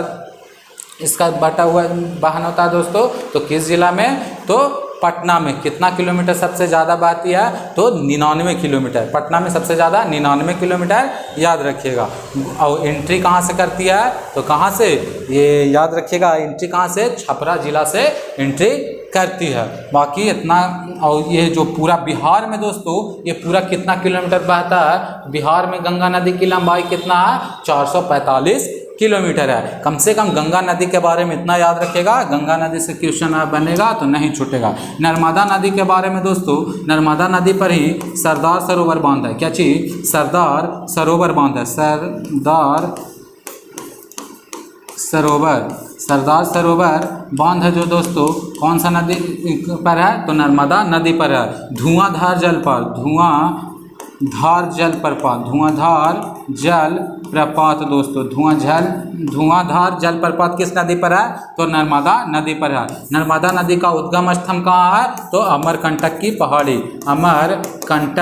अमरकंटक की पहाड़ी। अमरकंटक की पहाड़ी से दो नदी निकलती है दोस्तों, एक नर्मदा नदी और एक सोन नदी। सोन नदी पर ही है कौन सा बांध? इंद्रपुरी बांध। कौन सा बांध? इंद्रपुरी बांध। ये भी याद रखिएगा, बहुत पूछा जाने वाला क्वेश्चन है दोस्तों। इंद्रपुरी बैराज के नाम से जाना जाता है। इंद्रपुरी बैराज है जो किस नदी पर है? तो सोन नदी पर है। सोन नदी का उद्गम स्थल कहाँ है? अमरकंटक में। अमरकंटक में ही दोस्तों कौन सा नदी का उद्गम स्थल है? तो नर्मदा नदी का उद्गम स्थल है। कम से कम इतना पॉइंट नर्मदा नदी से याद रखिएगा। अगला चलते हैं, अगला क्वेश्चन क्या चीज है? मृदा अपरदन रोका जा सकता है। क्या चीज बोल रहा है? जो मृदा अपरदन है दोस्तों, उसे हम लोग रोक सकते हैं। कैसे रोक सकते हैं ये पूछ रहा। तो जो मृदा अपरदन है उसे हम किस माध्यम से रोकते हैं? ऑप्शन पढ़िए। अति चराई द्वारा नहीं, ये तो गलत हो गया दोस्तों। अति चराई द्वारा नहीं होता है मृदा अपरदन, रोका नहीं जा सकता। वनस्पति का उन्मूलन द्वारा या वनारोपण द्वारा, वनस्पति का उन्मूलन द्वारा नहीं, वनारोपण द्वारा, या पक्षी संख्या में वृद्धि करके। तो याद रखिएगा, वनारोपण मतलब वन को हम लोग लगा करके दोस्तों क्या चीज करेंगे? मृदा अपरदन को रोक सकते हैं, याद रखिएगा। और पक्षी संख्या वाला तो ये होगा नहीं दोस्तों। इसका सही आंसर कौन सा हो जाएगा? तो 3 वाला। बाकी हम लोग मृदा के बारे में पढ़ते हैं दोस्तों। मृदा, आ जाइए मृदा के बारे में जानते हैं। मिट्टी से रिलेटेड बहुत सारा क्वेश्चन बनता है। मिट्टी का अध्ययन को हम लोग क्या चीज बोलते हैं? पेडोलॉजी बोलते हैं। मिट्टी का अध्ययन को किस नाम से जाना जाता है? तो पेडोलॉजी के नाम से जाना जाता है। उसी तरीका से याद रखिएगा क्या चीज कि जो मृदा है दोस्तों, ये कितने भागों में बांटा गया, कितना प्रकार बताया गया मिट्टी का? तो 8 भागों में बांटा गया। 8 प्रकार की मिट्टी होती है दोस्तों। कितनी प्रकार की? 8 प्रकार की। ये 8 प्रकार में कम से कम जलोढ़ मिट्टी के बारे में याद रखिएगा, काली मिट्टी के बारे में याद रखिएगा। जलोढ़ मिट्टी हो गया। जलोढ़ मिट्टी 2 प्रकार का होता है, बांगर और खादर। बांगर और खादर, ये दोनों याद रखिएगा दोस्तों, बांगर और खादर। बांगर किसको बोलते हैं? पुरानी मिट्टी को, पुरानी जलोढ़ को। पुरानी जलोढ़ मिट्टी को बांगर मिट्टी बोला जाता है, और पुरानी जलोढ़ को और नई जलोढ़ मिट्टी को खादर मिट्टी बोलते हैं दोस्तों। उसी प्रकार जो जलोढ़ मिट्टी में किस चीज़ की कमी होती है? तो याद रखिएगा, इसमें पोटास की अधिकता होती है। क्या चीज़ दोस्तों? पोटास की अधिकता होती है। लेकिन नाइट्रोजन की याद रखिएगा, नाइट्रोजन और ह्यूमस की कमी होती है। किसमें? तो जलोढ़ मिट्टी में। जलोढ़ मिट्टी से ये 4 पॉइंट कम से कम याद रखेगा। उसके बाद आ जाते हैं हम लोग काली मिट्टी के बारे में पढ़िएगा दोस्तों।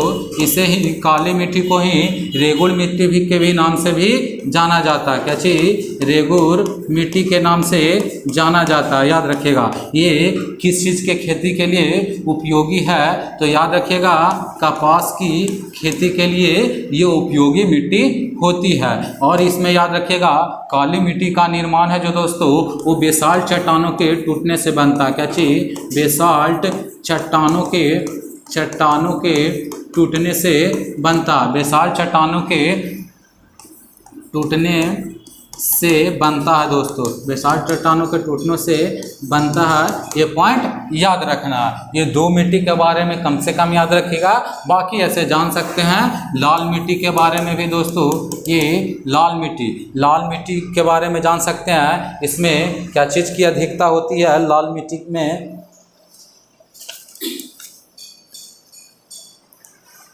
लाल मिट्टी दोस्तों, ये लौह ऑक्साइड इसमें पाया जाता है। इसी के कारण ये क्या चीज होता है? लाल होता है। याद रखिएगा, इसमें लौह ऑक्साइड पाने के कारण ही ये लाल होता है। सिलिका और आयरन की इसमें अधिकता होती है। क्या चीज दोस्तों? सिलिका और आयरन की अधिकता होती है। अधिकता अधिकता होती है। मिट्टी के बारे में कम से कम इतना पॉइंट याद करके जाइएगा दोस्तों, क्वेश्चन बनता ही बनता है मिट्टी से, याद रखिएगा। और उत्तर भारत के मिट्टी में ज़्यादातर कौन सा मिट्टी का विस्तार है? उत्तरी भारत में। तो याद रखिएगा सबसे ज़्यादा विस्तार किस मिट्टी का है? तो जलोढ़ मिट्टी का। नेक्स्ट क्वेश्चन चलते हैं। नेक्स्ट क्वेश्चन क्या चीज बोल रहा है? बैलाडीला प्रसिद्ध है। जो बैलाडीला है दोस्तों, ये कारखाना ये किस चीज़ के लिए प्रसिद्ध है? तो याद रखिएगा लौह अयस्क के लिए। लौह अयस्क के लिए कौन सा कारखाना प्रसिद्ध है? तो बैलाडीला। तांबा के लिए दोस्तों अभी हम लोग पढ़े खेतड़ी। खेतड़ी पढ़े जो किस चीज़ के लिए? तो तांबा के लिए। सोना के लिए कोलार। कोलार खान दोस्तों कर्नाटक का कोलार खान जो सोना के लिए क्या चीज बहुत ही प्रसिद्ध खान है। कोयला के लिए दोस्तों झारखंड का झरिया जो बहुत ही फेमस है दोस्तों, झारखंड का झरिया कोयला खान ये बहुत ही कोयला के लिए प्रसिद्ध है, याद रखिएगा। बाकी लौह अयस्क का कारखाना कौन है? तो बैलाडीला। अगला पॉइंट चलते हैं। अगला पॉइंट क्या चीज है? श्वेत क्रांति निम्न में से किससे अधिक उत्पादन से संबंधित है? श्वेत क्रांति है जो दोस्तों, श्वेत क्रांति निम्न में से किसके अधिक उत्पादन से संबंधित है? जो श्वेत क्रांति हो गया दोस्तों, ये किस चीज़ से है? तो दूध उत्पादन से। दूध उत्पादन से कौन सी क्रांति? तो श्वेत क्रांति। उसी प्रकार याद रखिएगा रजत क्रांति दोस्तों, रजत क्रांति है जो अंडा उत्पादन से है। चावल हो गया दोस्तों कृषि से संबंधित।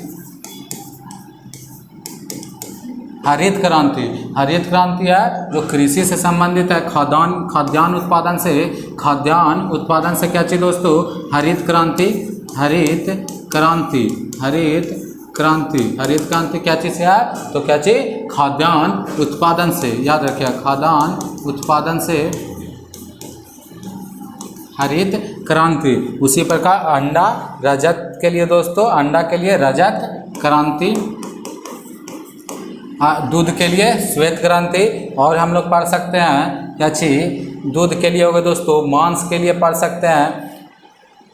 अगला चलते हैं। अगला क्वेश्चन क्या चीज है? अगला दुधवा राष्ट्रीय उद्यान कहाँ? दुधवा दोस्तों, दुधवा राष्ट्रीय उद्यान, दुधवा कहाँ है? ये हम लोग पढ़ते हैं। दुधवा मध्य प्रदेश में है या उत्तर प्रदेश में है या राजस्थान या गुजरात? गुजरात में गिर पढ़ें दोस्तों। गिर कहाँ? गुजरात में। राजस्थान में रणथंभौर राष्ट्रीय उद्यान पढ़े जो कहाँ पढ़े थे? तो राजस्थान में, याद रखिए रणथंभौर हो गया। सरिस्का राष्ट्रीय उद्यान का हो गया राजस्थान में। उसी प्रकार पढ़ते हैं जो दुधवा कहाँ पढ़े दोस्तों? तो उत्तर प्रदेश में पढ़े। कान्हा राष्ट्रीय उद्यान कहाँ? कान्हा कहाँ है? तो कहाँ? मध्य प्रदेश में। कान्हा अगर पूछे तो मध्य प्रदेश में। उत्तर प्रदेश में दुधवा, याद रखिएगा उत्तर प्रदेश का दुधवा राष्ट्रीय उद्यान बहुत ही फेमस है दोस्तों।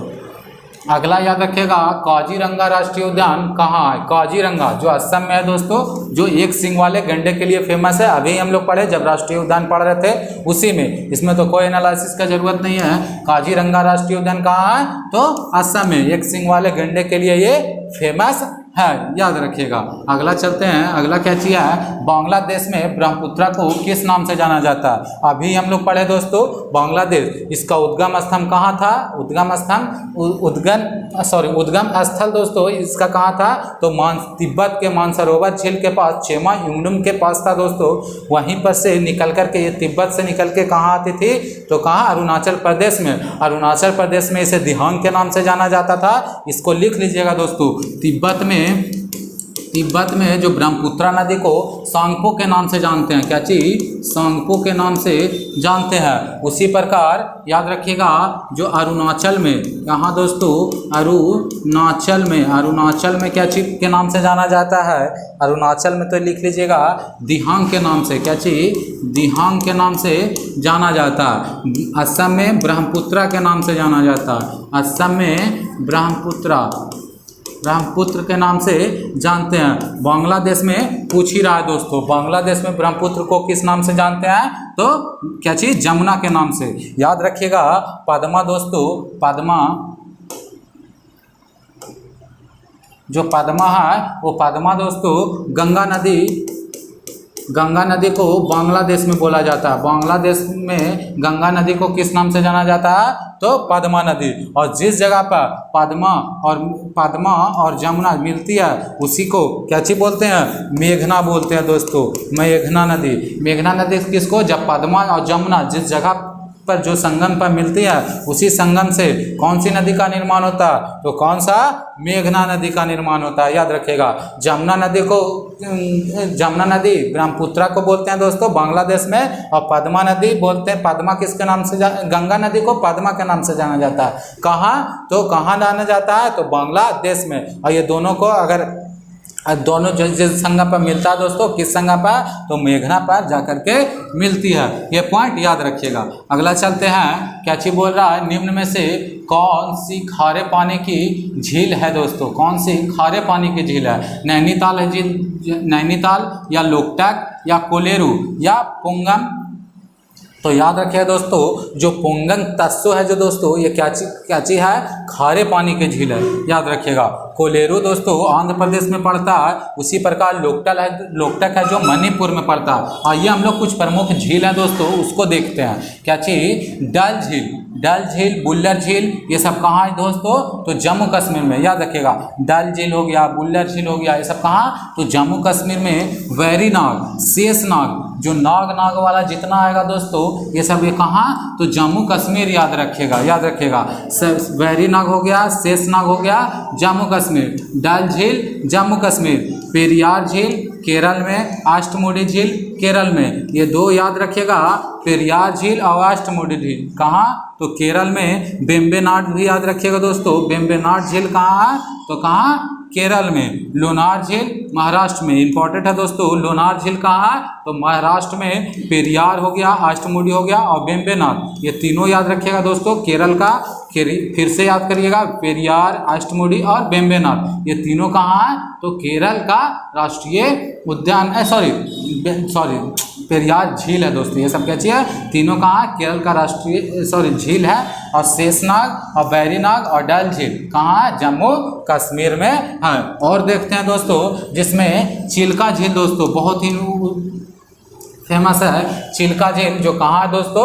उड़ीसा में। चिल्का झील कहाँ है? तो उड़ीसा में। लोकटक झील मणिपुर में दोस्तों। लोकटक झील कहाँ है? तो मणिपुर में। हुसैन सागर झील आंध्र प्रदेश में है। कांवर झील बिहार में कहाँ? तो बेगूसराय में, याद रखिएगा। सांभर झील राजस्थान में दोस्तों। डिडवाना झील राजस्थान में। सांभर याद रखिएगा, डिडवाना याद रखिएगा और पुष्कर याद रखिएगा दोस्तों। पुष्कर झील कहाँ? तो राजस्थान में। डिडवाना झील राजस्थान में। सांभर झील राजस्थान है, राजस्थान का याद रखिएगा। सांभर, डिडवाना, पुष्कर कहाँ का? तो राजस्थान का। राकासताल, जितना ताल वाला आएगा दोस्तों सारा उत्तराखंड में डालिएगा। राकासताल हो गया, नैनीताल हो गया, ये सब कहाँ जाएगा? तो कहाँ? मानाताल हो गया, खीरपताल हो गया, ये सब कहाँ? ये सब जो झील है दोस्तों कहाँ? उत्तराखंड में है। राकासताल झील उत्तराखंड में। कोलेरू झील आंध्र प्रदेश में, याद रखिएगा। कोलेरू झील आंध्र प्रदेश में। कोलेरू आंध्र प्रदेश में। पुलिकट झील तमिलनाडु में। और दीपोर बिल झील असम में। ये पूछा गया दोस्तों, दीपोर बिल झील कहाँ है? तो असम में। पुलिकट झील तमिलनाडु में, याद ही होगा पुलिकट कहाँ है? तो तमिलनाडु में। कोलेरू आंध्र प्रदेश में, बहुत बार आ गया कोलेरू आंध्र प्रदेश में, याद रखिएगा। वन अनुसंधान संस्थान कहाँ है दोस्तों? जो वन का अनुसंधान संस्थान है दोस्तों वो किस राज्य में स्थित है? तो याद रखिएगा वन अनुसंधान केंद्र और कृषि वाला याद रखिएगा दोस्तों, कृषि अनुसंधान केंद्र। और याद रखिएगा क्या चीज? कृषि, हाँ वन और कृषि अनुसंधान केंद्र। और जल संरक्षण, क्या चीज? जल संरक्षण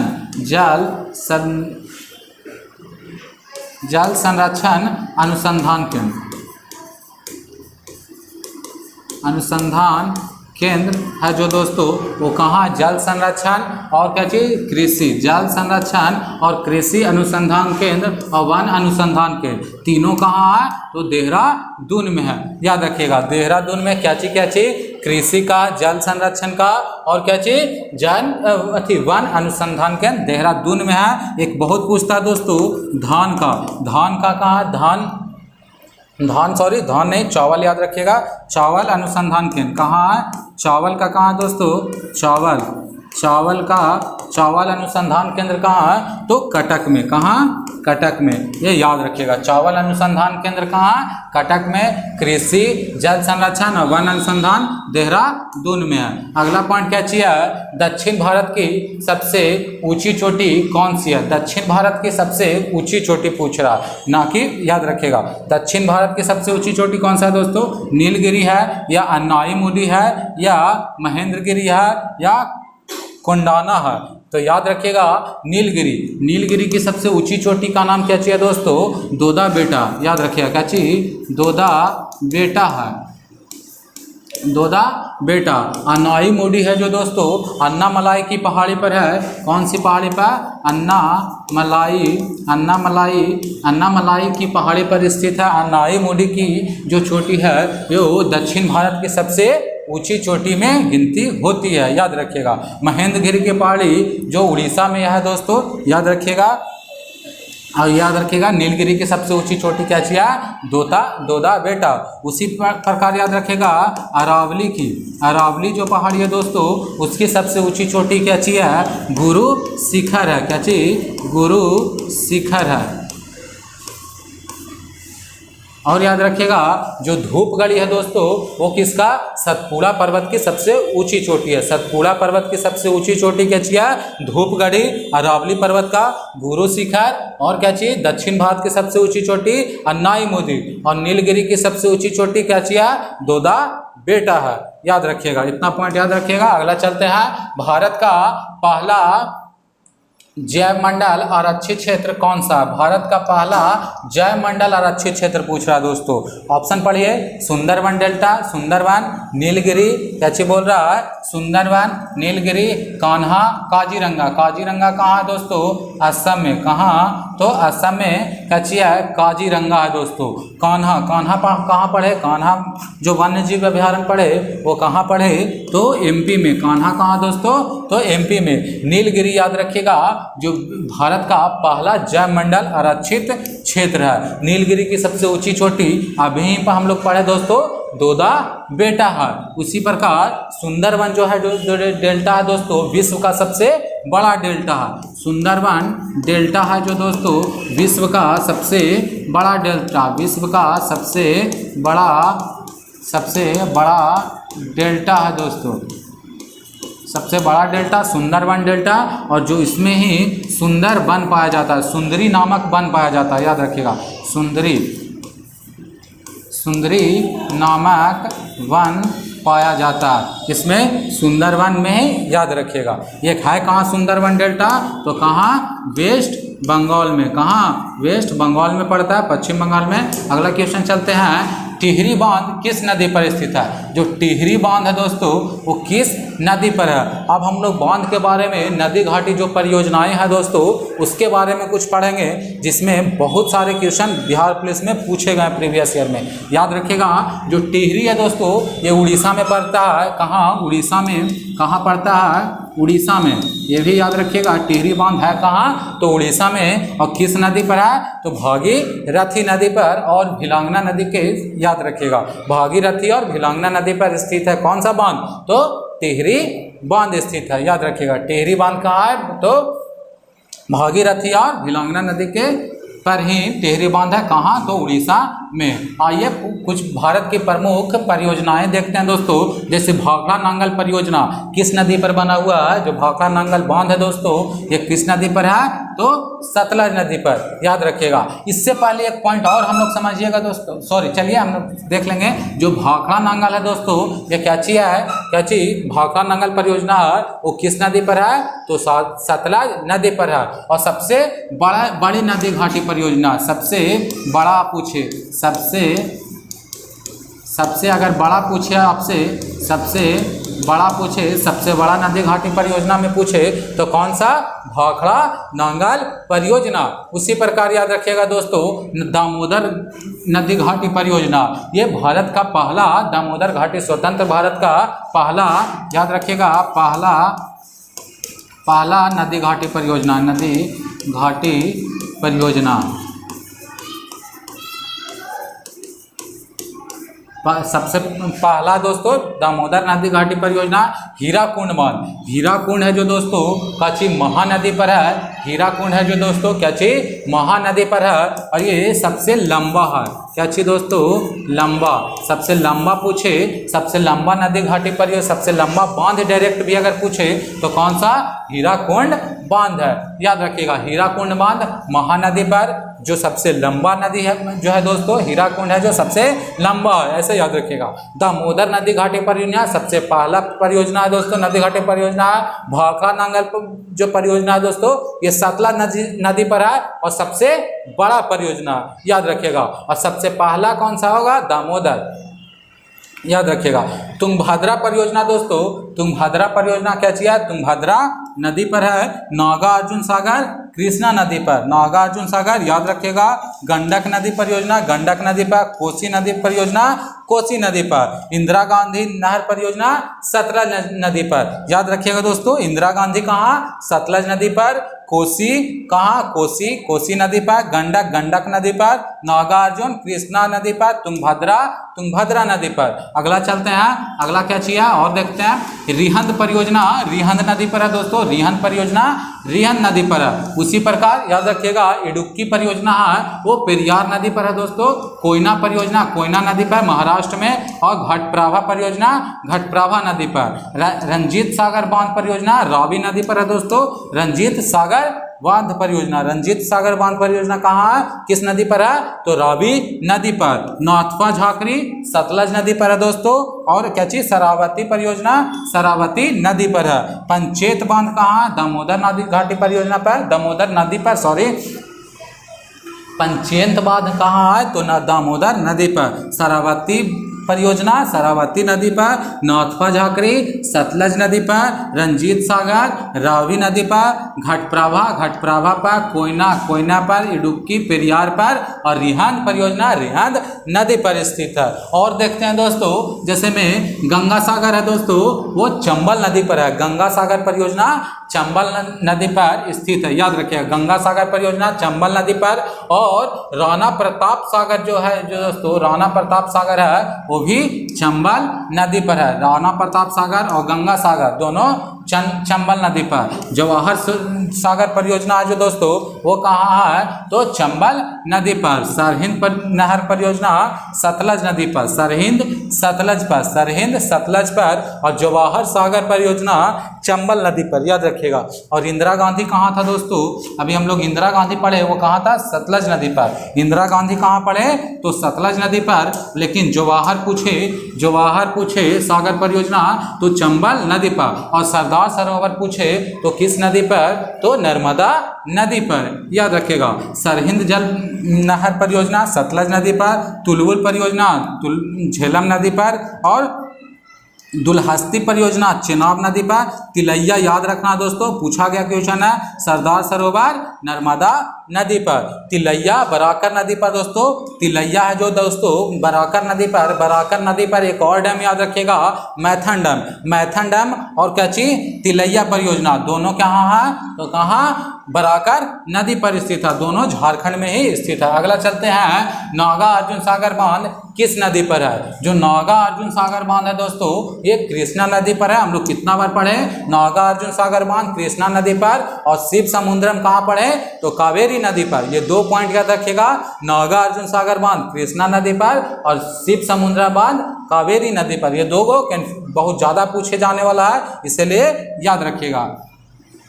बाकी हम लोग पढ़े दोस्तों नर्मदा नदी पर सरदार सरोवर बांध, कावेरी पर भी पढ़े, गोदावरी पर भी पढ़ लिए। अगला चलते हैं, सुंदरबन किस राज्य में है? सुंदरबन जो है दोस्तों सुंदरबन डेल्टा अभी हम लोग पढ़ रहे थे, इसी में सुंदरी वन पाया जाता है। और ये है कहाँ? विश्व का सबसे बड़ा डेल्टा पश्चिम बंगाल में है दोस्तों। इसमें ये डेल्टा जो बनता है ये किस नदी के मुहाने से बनता है? तो किस नदी के मुहाने से? तो याद रखिएगा ब्रह्मपुत्र और गंगा जो जा करके कहाँ बांग्लादेश में मिलती है, जो मेघना कहलाती है दोस्तों। और वही मेघना नदी जो जा करके दोनों जा करके क्या चीज बनाती है, डेल्टा बनाती है। कहाँ, बंगाल की खाड़ी में। और यही डेल्टा जो विश्व का सबसे बड़ा डेल्टा कहलाता है, कौन, सुंदरवन डेल्टा। और सुंदरवन वन्य जीव अभयारण्य भी वही है दोस्तों, याद रखिएगा। सुंदरी वन भी पाया जाता है इसमें, है कहाँ स्थित सुंदरवन, तो कहाँ, पश्चिम बंगाल में स्थित है, याद रखिएगा।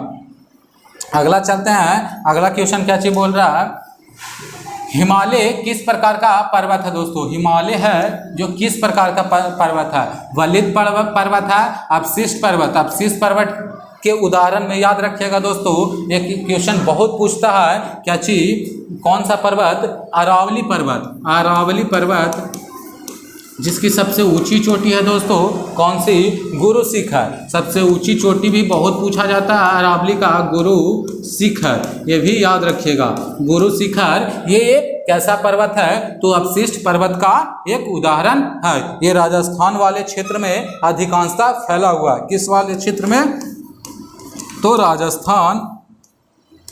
राजस्थान वाले क्षेत्र में फैला हुआ, या ज्वालामुखी है या ब्लॉक है। तो याद रखिएगा, जो हिमालय जो है जो दोस्तों, वो कैसा पर्वत है, तो वलित पर्वत है। वलित यानी मुड़ेदार पर्वत है, याद रखिएगा। कौन, कैसा, हिमालय एक मुड़ेदार या वलित पर्वत है, याद रखिएगा। हिमालय के बारे में हम लोग पढ़ लिए दोस्तों। हिमालय को चार उत्तर से कितने भागों में बांटा गया, 4 भागों में, ट्रांस हिमालय, बृहद हिमालय, मध्य हिमालय और कौन, एक शिवालिक में। उसी प्रकार हम लोग प्रादेशिक भागों में विभाजन हुआ था दोस्तों, किस में, पंजाब हिमालय में, कुमायूं हिमालय में, और क्या चीज, नेपाल हिमालय में और असम हिमालय में। इसको कौन कौन सी नदियां अलग करती थी, ये भी पढ़ लिए जो इस पर। और ये भी पढ़े हम लोग दोस्तों, भारत की सबसे ऊंची चोटी K2 गॉडविन आइंस्टीन जो कहलाता है दोस्तों, वो कहाँ है, कहाँ, तो कहाँ, काराकोरम श्रेणी, यानी ट्रांस हिमालय का जो भाग है दोस्तों, काराकोरम श्रेणी, उसी पर ही गॉडविन आइंस्टीन K2 स्थित है, हिमालय का। बाकी हिमालय की सबसे ऊंची चोटी अगर पूछे तो कौन हो जाएगा दोस्तों, माउंट एवरेस्ट। माउंट एवरेस्ट है जिसकी ऊंचाई कितना, 8,848 किलोमीटर। कहाँ, तो कहाँ है माउंट एवरेस्ट, तो नेपाल में। और नेपाल में माउंट एवरेस्ट को दोस्तों किस नाम से जाना जाता है, सागर माथा के नाम से जाना जाता है, याद रखिएगा। माउंट एवरेस्ट को नेपाल में सागर माथा के नाम से जानते हैं। अगला क्वेश्चन चलते हैं, अगला पॉइंट क्या चाहिए, बोल रहा है कि कंचनजंगा राष्ट्रीय उद्यान कहाँ है दोस्तों। कंचनजंगा कहाँ है, अरुणाचल प्रदेश में है या हिमाचल प्रदेश में है। कंचनजंगा कहाँ है दोस्तों, तो कहाँ है, कंचनजंगा राष्ट्रीय पार्क कहाँ है, तो कहाँ, अरुणाचल प्रदेश में है, हिमाचल प्रदेश में है, या उत्तराखंड में है, या सिक्किम में है दोस्तों। तो जो कंचनजंगा है वो कहाँ है, कंचनजंगा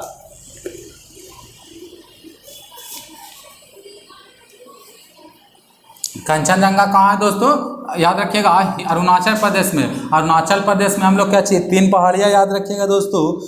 पहले हम लोग देख लेते हैं कंचनजंगा राष्ट्रीय पार्क कहाँ है, तो सिक्किम में, याद रखिएगा। कंचनजंगा कहाँ है, तो सिक्किम में। अगला पॉइंट चलते हैं दोस्तों, बाकी हम लोग बाकी जितने राष्ट्रीय पार्क है हम लोग उसके बारे में आगे देखेंगे। तिलैया बांध है जो दोस्तों, तिलैया बांध है वो किस नदी पर स्थित है, जो तिलैया बांध है वो किस नदी पर, तो अभी हम बताएं, जो तिलैया बांध है और एक मैथन बांध, तिलैया और मैथन बांध, दो याद रखिएगा। तिलैया और मैथन बांध है जो दोनों कहाँ है, बराकर नदी पर है। और नर्मदा नदी पर ही दोस्तों सरदार सरोवर बांध निर्माण किया गया। कौन सा, सरदार सरोवर बांध, नर्मदा नदी पर। धुआंधार जलप्रपात कहाँ, तो कहाँ, धुआंधार जलप्रपात कहाँ, तो नर्मदा नदी पर ही स्थित है दोस्तों। गंगा नदी पर दोस्तों, गंगा नदी पर ही कौन सा बांध बनाया गया है, तो याद रखिएगा फरक्का कहाँ, तो गंगा नदी पर ही बना हुआ है। बाकी याद रखिएगा कोसी नदी दोस्तों, जो कोसी नदी जो बिहार का शोक कहलाता है, क्या चीज दोस्तों, बिहार का शोक कौन कहलाता है, तो कौन, बिहार का शोक कोसी नदी को बोलते हैं। उसी प्रकार बंगाल का शोक दामोदर नदी को बोलते हैं दोस्तों। बंगाल का शोक दामोदर नदी को, बंगाल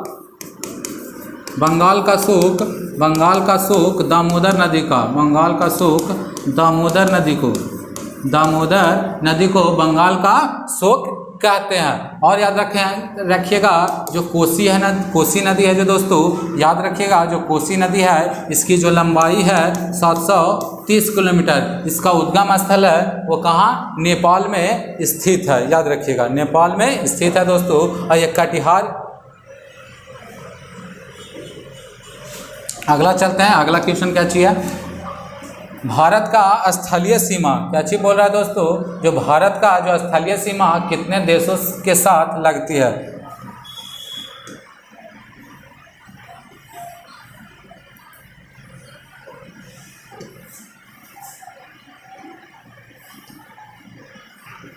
याद रखिएगा जो भारत का है जो दोस्तों, जो स्थलीय सीमा है वो कितने देशों के साथ, ये धुंधला दिख रहा होगा,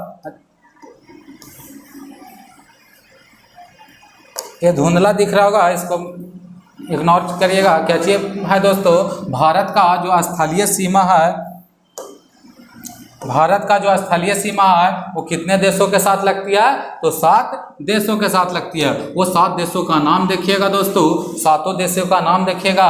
कौन कौन सा देश, तो याद रखिएगा पहला याद रखिएगा पाकिस्तान, क्या चाहिए दोस्तों, पाकिस्तान। फिर अफगानिस्तान याद रखिएगा दोस्तों, अफगानिस्तान याद रखिएगा। चाइना याद रखिएगा दोस्तों, चाइना याद रखिएगा। उसके बाद याद रखिएगा नेपाल याद रखिएगा, नेपाल याद रखिएगा। भूटान याद रखिएगा दोस्तों, नेपाल भूटान याद रखिएगा। फिर उसके बाद म्यांमार याद रखिएगा, म्यांमार याद रखिएगा दोस्तों। फिर बांग्लादेश याद रखिएगा। कितना हो गया, 1 2 3 4 5 6 7, ये 7 देश है जो दोस्तों भारत के स्थलीय सीमा के साथ सीमा साझा करती है। उसी प्रकार समझिएगा दोस्तों जो भारत का जो स्थलीय सीमा है वो 7 देशों के साथ लगती है। और जो सबसे ज़्यादा सीमा लगता है वो किस देश के साथ लगता है, तो बांग्लादेश के साथ। कि बांग्लादेश है वो किस राज्य के साथ लगाता है, तो याद रखिएगा त्रिपुरा के साथ। याद रखिएगा त्रिपुरा के साथ सबसे ज़्यादा सीमा लगाता है, याद रखिएगा। और इसमें जो बांग्लादेश है दोस्तों सबसे ज़्यादा वो कहाँ, मतलब कितना किलोमीटर सीमा लगाता है, तो लगभग 4000 किलोमीटर, 4440 किलोमीटर, ऐसे याद रखिएगा दोस्तों। तो लगभग 4000, लगभग याद रखिएगा लगभग 4000 किलोमीटर सीमा लगाता है सबसे ज़्यादा कौन, बांग्लादेश। और सबसे कम कौन लगाता है, 106 किलोमीटर अफगानिस्तान सबसे कम लगाता है, ये भी याद रखना। उसी प्रकार याद रखिएगा दोस्तों जब हम लोग मैपिंग पर आ गए तो याद रखिएगा भारत का जो दक्षिणतम बिंदु हो गया दोस्तों, साउथ हो गया, इधर नॉर्थ हो गया, इधर ईस्ट हो गया, और इधर वेस्ट हो गया। सबसे पूर्वी बिंदु से लेकर के दोस्तों सबसे पश्चिमी बिंदु के बीच का जो डिस्टेंस है दोस्तों वो कितना है, तो याद रखिएगा 2933। कितना, 2933 दोस्तों। कितना डिस्टेंस है इसका, 2933 किलोमीटर। और ये जो उत्तर से लेकर के दक्षिण तक का जो डिस्टेंस है वो कितना है, 3214 किलोमीटर। याद रखिएगा कितना, 3214 किलोमीटर। और इसमें एक याद रखने वाला पॉइंट है दोस्तों, जो सबसे उत्तरी बिंदु है वो कौन सा क्या कहलाता है, इंदिरा कॉल कहलाता है। क्या चीज दोस्तों, इंदिरा कॉल कहलाता, इंदिरा कॉल कहलाता। और ये जो सबसे दक्षिणी बिंदु है वो इंदिरा पॉइंट कहलाता, इंदिरा पॉइंट कहलाता, इंदिरा पॉइंट कहलाता है। याद रखिएगा इंदिरा पॉइंट दोस्तों, इंदिरा पॉइंट कहलाता है। और सबसे चाहे जो कन्याकुमारी है जो दोस्तों सबसे दक्षिणी बिंदु कौन सा है, इंदिरा पॉइंट। और ऐसे अगर जो सबसे दक्षिणी बिंदु है वो क्या चीज, कन्याकुमारी है। क्या चीज, कन्याकुमारी है, याद रखिएगा।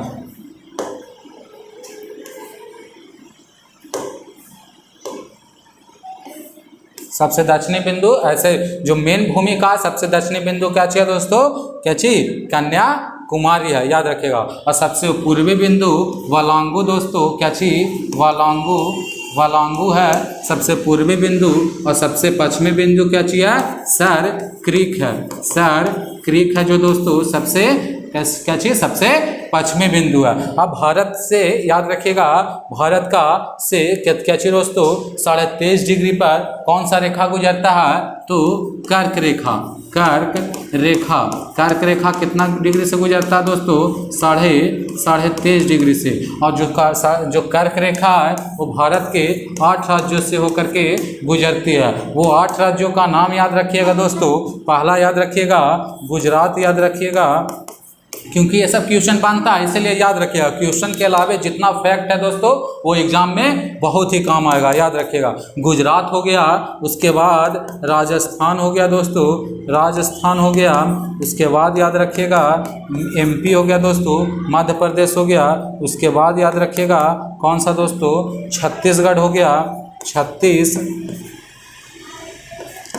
छत्तीसगढ़ हो गया, उसके बाद यूपी याद रखिएगा झारखंड याद रखिएगा दोस्तों, झारखंड याद रखिएगा। 1 2 3 4 5 हो गया। अब इधर याद रखिएगा झारखंड के बाद पश्चिम बंगाल, वेस्ट बंगाल याद रखिएगा, त्रिपुरा याद रखिएगा दोस्तों, और मिजोरम याद रखिएगा, मिजोरम याद रखिएगा। ये 8 राज्य है दोस्तों जो क्या चीज भारत के कर्क रेखा से होकर के गुजरने वाली राज्य है। उसी प्रकार से भारत का जो मानक समय रेखा निर्धारित किया गया है 82.5 डिग्री निर्धारित किया गया। मानक समय रेखा है वो कितना निर्धारित किया गया है, भारत का मानक समय रेखा कितना डिग्री, 82.5 डिग्री तय किया गया। याद रखिएगा कितना, 82.5 डिग्री रखा गया, 82.5 डिग्री मानक समय रेखा रखा गया दोस्तों, जिसमें 82.5 डिग्री में अब याद रखिएगा दोस्तों कि मानक समय रेखा भारत के कुल कितने राज्यों से होकर गुजरती है। तो मानक समय रेखा जो है भारत के 5 राज्यों से होकर गुजरती है। वो 5 राज्यों का नाम याद रखिएगा, काची यूपी, एमपी और एपी। मतलब एपी मतलब आंध्र प्रदेश जोड़ लीजिएगा, मध्य प्रदेश याद रखिएगा, और यूपी मतलब उत्तर प्रदेश याद रखिएगा। फिर उड़ीसा याद रखिएगा दोस्तों, एक उड़ीसा याद रखिएगा, और याद रखिएगा उड़ीसा और क्या चाहिए, एक यूपी हो गया, एमपी हो गया, और यूपी एमपी, और एक छत्तीसगढ़ याद रखिएगा। क्या चाहिए दोस्तों, छत्तीसगढ़ याद रखिएगा। छत्तीसगढ़ ये 5 राज्य है जो भारत के मानक समय रेखाओं से होकर के गुजरने वाली रेखा। इतना पॉइंट कम से कम याद रखिएगा दोस्तों। कर्क रेखा हो गया, मकर रेखा हो गया, भारत की चौहद्दी हो गया दोस्तों, चारों पॉइंट देख लिए, भारत का डिस्टेंस देख लिया, भारत का क्षेत्रफल कितना होता है 32,87,263 किलोमीटर। ये तो सबको याद होता है, याद रखिएगा कम से कम इतना पॉइंट भारत के बारे में। बाकी हम लोग नेक्स्ट वीडियो इसका पार्ट 2 भी आएगा दोस्तों, उसमें भी हम लोग पूरा डीपली से देखेंगे। अगला क्वेश्चन चलते हैं, क्या चीज बोल रहा है, अंकलेश्वर तेल शोधक कारखाना कहाँ स्थित है। अंकलेश्वर जो तेल शोधक कारखाना है दोस्तों वो कहाँ स्थित है, राजस्थान में स्थित है, या गुजरात में स्थित है, या अंकलेश्वर महाराष्ट्र में स्थित है, या उड़ीसा में स्थित है। तो जो अंकलेश्वर तेल शोधक कारखाना है दोस्तों वो कहाँ स्थित है, तो कहाँ, गुजरात में स्थित है। याद रखिएगा अंकलेश्वर कहाँ है दोस्तों, तो कहाँ, गुजरात में स्थित है। अगला पॉइंट चलते हैं। बाकी तेल शोधक कारखाना से अगर क्वेश्चन पूछेगा बिहार से, तो बिहार का बरौनी याद रखिएगा, बरौनी तेल शोधक कारखाना, बिहार का बरौनी तेल शोधक कारखाना जो हम लोग पढ़ चुके हैं दोस्तों। असम का डिगबोई तेल शोधक कारखाना असम में है दोस्तों, क्या चीज, असम में क्या चीज, डिगबोई तेल शोधक कारखाना। उसी प्रकार पेट्रोलियम कारखाना में याद रखिएगा, तेल शोधक कारखाना में ही एक और याद, बॉम्बे हाई दोस्तों, जो कहाँ, महाराष्ट्र में है। बॉम्बे हाई तेल शोधक कारखाना कहाँ है, तो कहाँ, तो महाराष्ट्र में है। अगला पॉइंट चलते हैं, और एक अंकलेश्वर याद रखिएगा जो कहाँ, गुजरात में। अगला पॉइंट चलते हैं, सांभर झील किस राज्य में स्थित है। जो सांभर झील है दोस्तों, सांभर झील कहाँ पढ़े हम लोग, जब झील पढ़ रहे थे उसी टाइम पढ़े कि सांभर झील कहाँ स्थित है, तो कहाँ, राजस्थान में स्थित है। याद रखिएगा सांभर झील कहाँ पढ़े हम लोग, तो राजस्थान में। बाकी हम लोग झील पूरा पढ़ चुके हैं। NH44 को किसको जोड़ता है दोस्तों, NH44 है दोस्तों जो पता होगा भारत का सबसे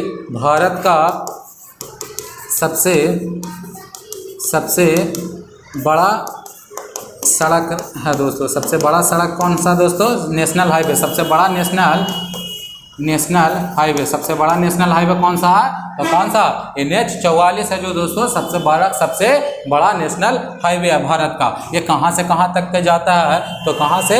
श्रीनगर से कन्याकुमारी तक। कहाँ से कहाँ तक? श्रीनगर से लेकर के कन्याकुमारी तक जाती है दोस्तों नेशनल हाईवे 44 है, जो कहाँ से कहाँ तक? श्रीनगर से लेकर के कन्याकुमारी तक। बाकी दिल्ली से लेकर के दोस्तों दिल्ली से लेकर के अमृतसर को जाती है नेशनल हाईवे 1, याद रखिएगा। नेशनल हाईवे 1 है जो दोस्तों वो कहाँ से कहाँ तक? दिल्ली से लेकर के अमृतसर तक जाती है। बाकी नेशनल और एक पॉइंट और याद रखिएगा, जो प्रधानमंत्री सड़क योजना है दोस्तों वो कब आया था? प्रधानमंत्री सड़क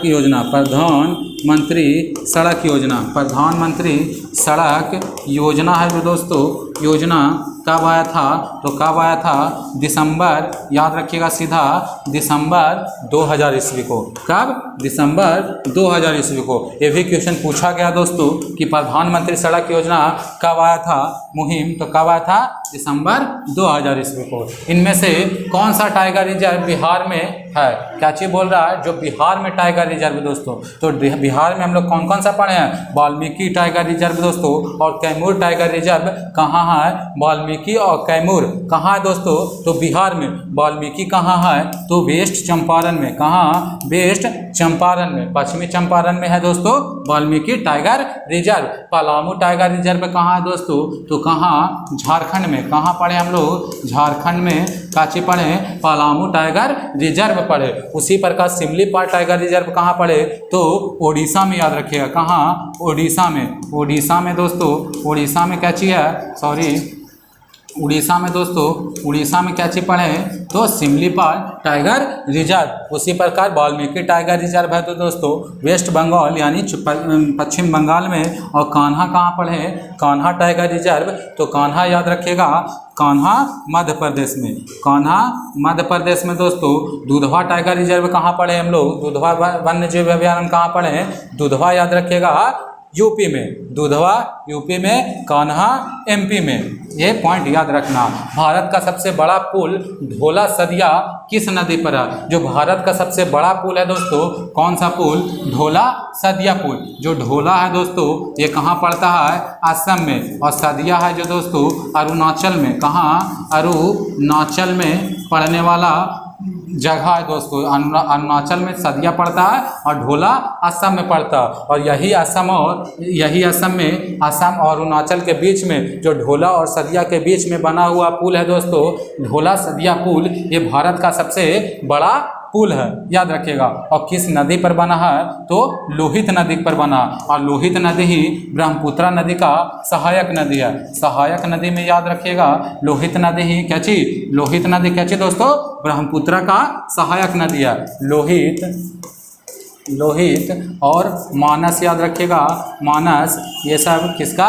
ब्रह्मपुत्र का सहायक नदी है दोस्तों, याद रखिएगा। बाकी हम लोग पढ़ चुके हैं नदी सब के बारे में। अगला चलते हैं कोसी नदी की कुल लंबाई। अभी हम लोग बताए दोस्तों कि कोसी नदी की कुल लंबाई कितनी थी? तो कहाँ? कितना? 730 किलोमीटर थी। कितना?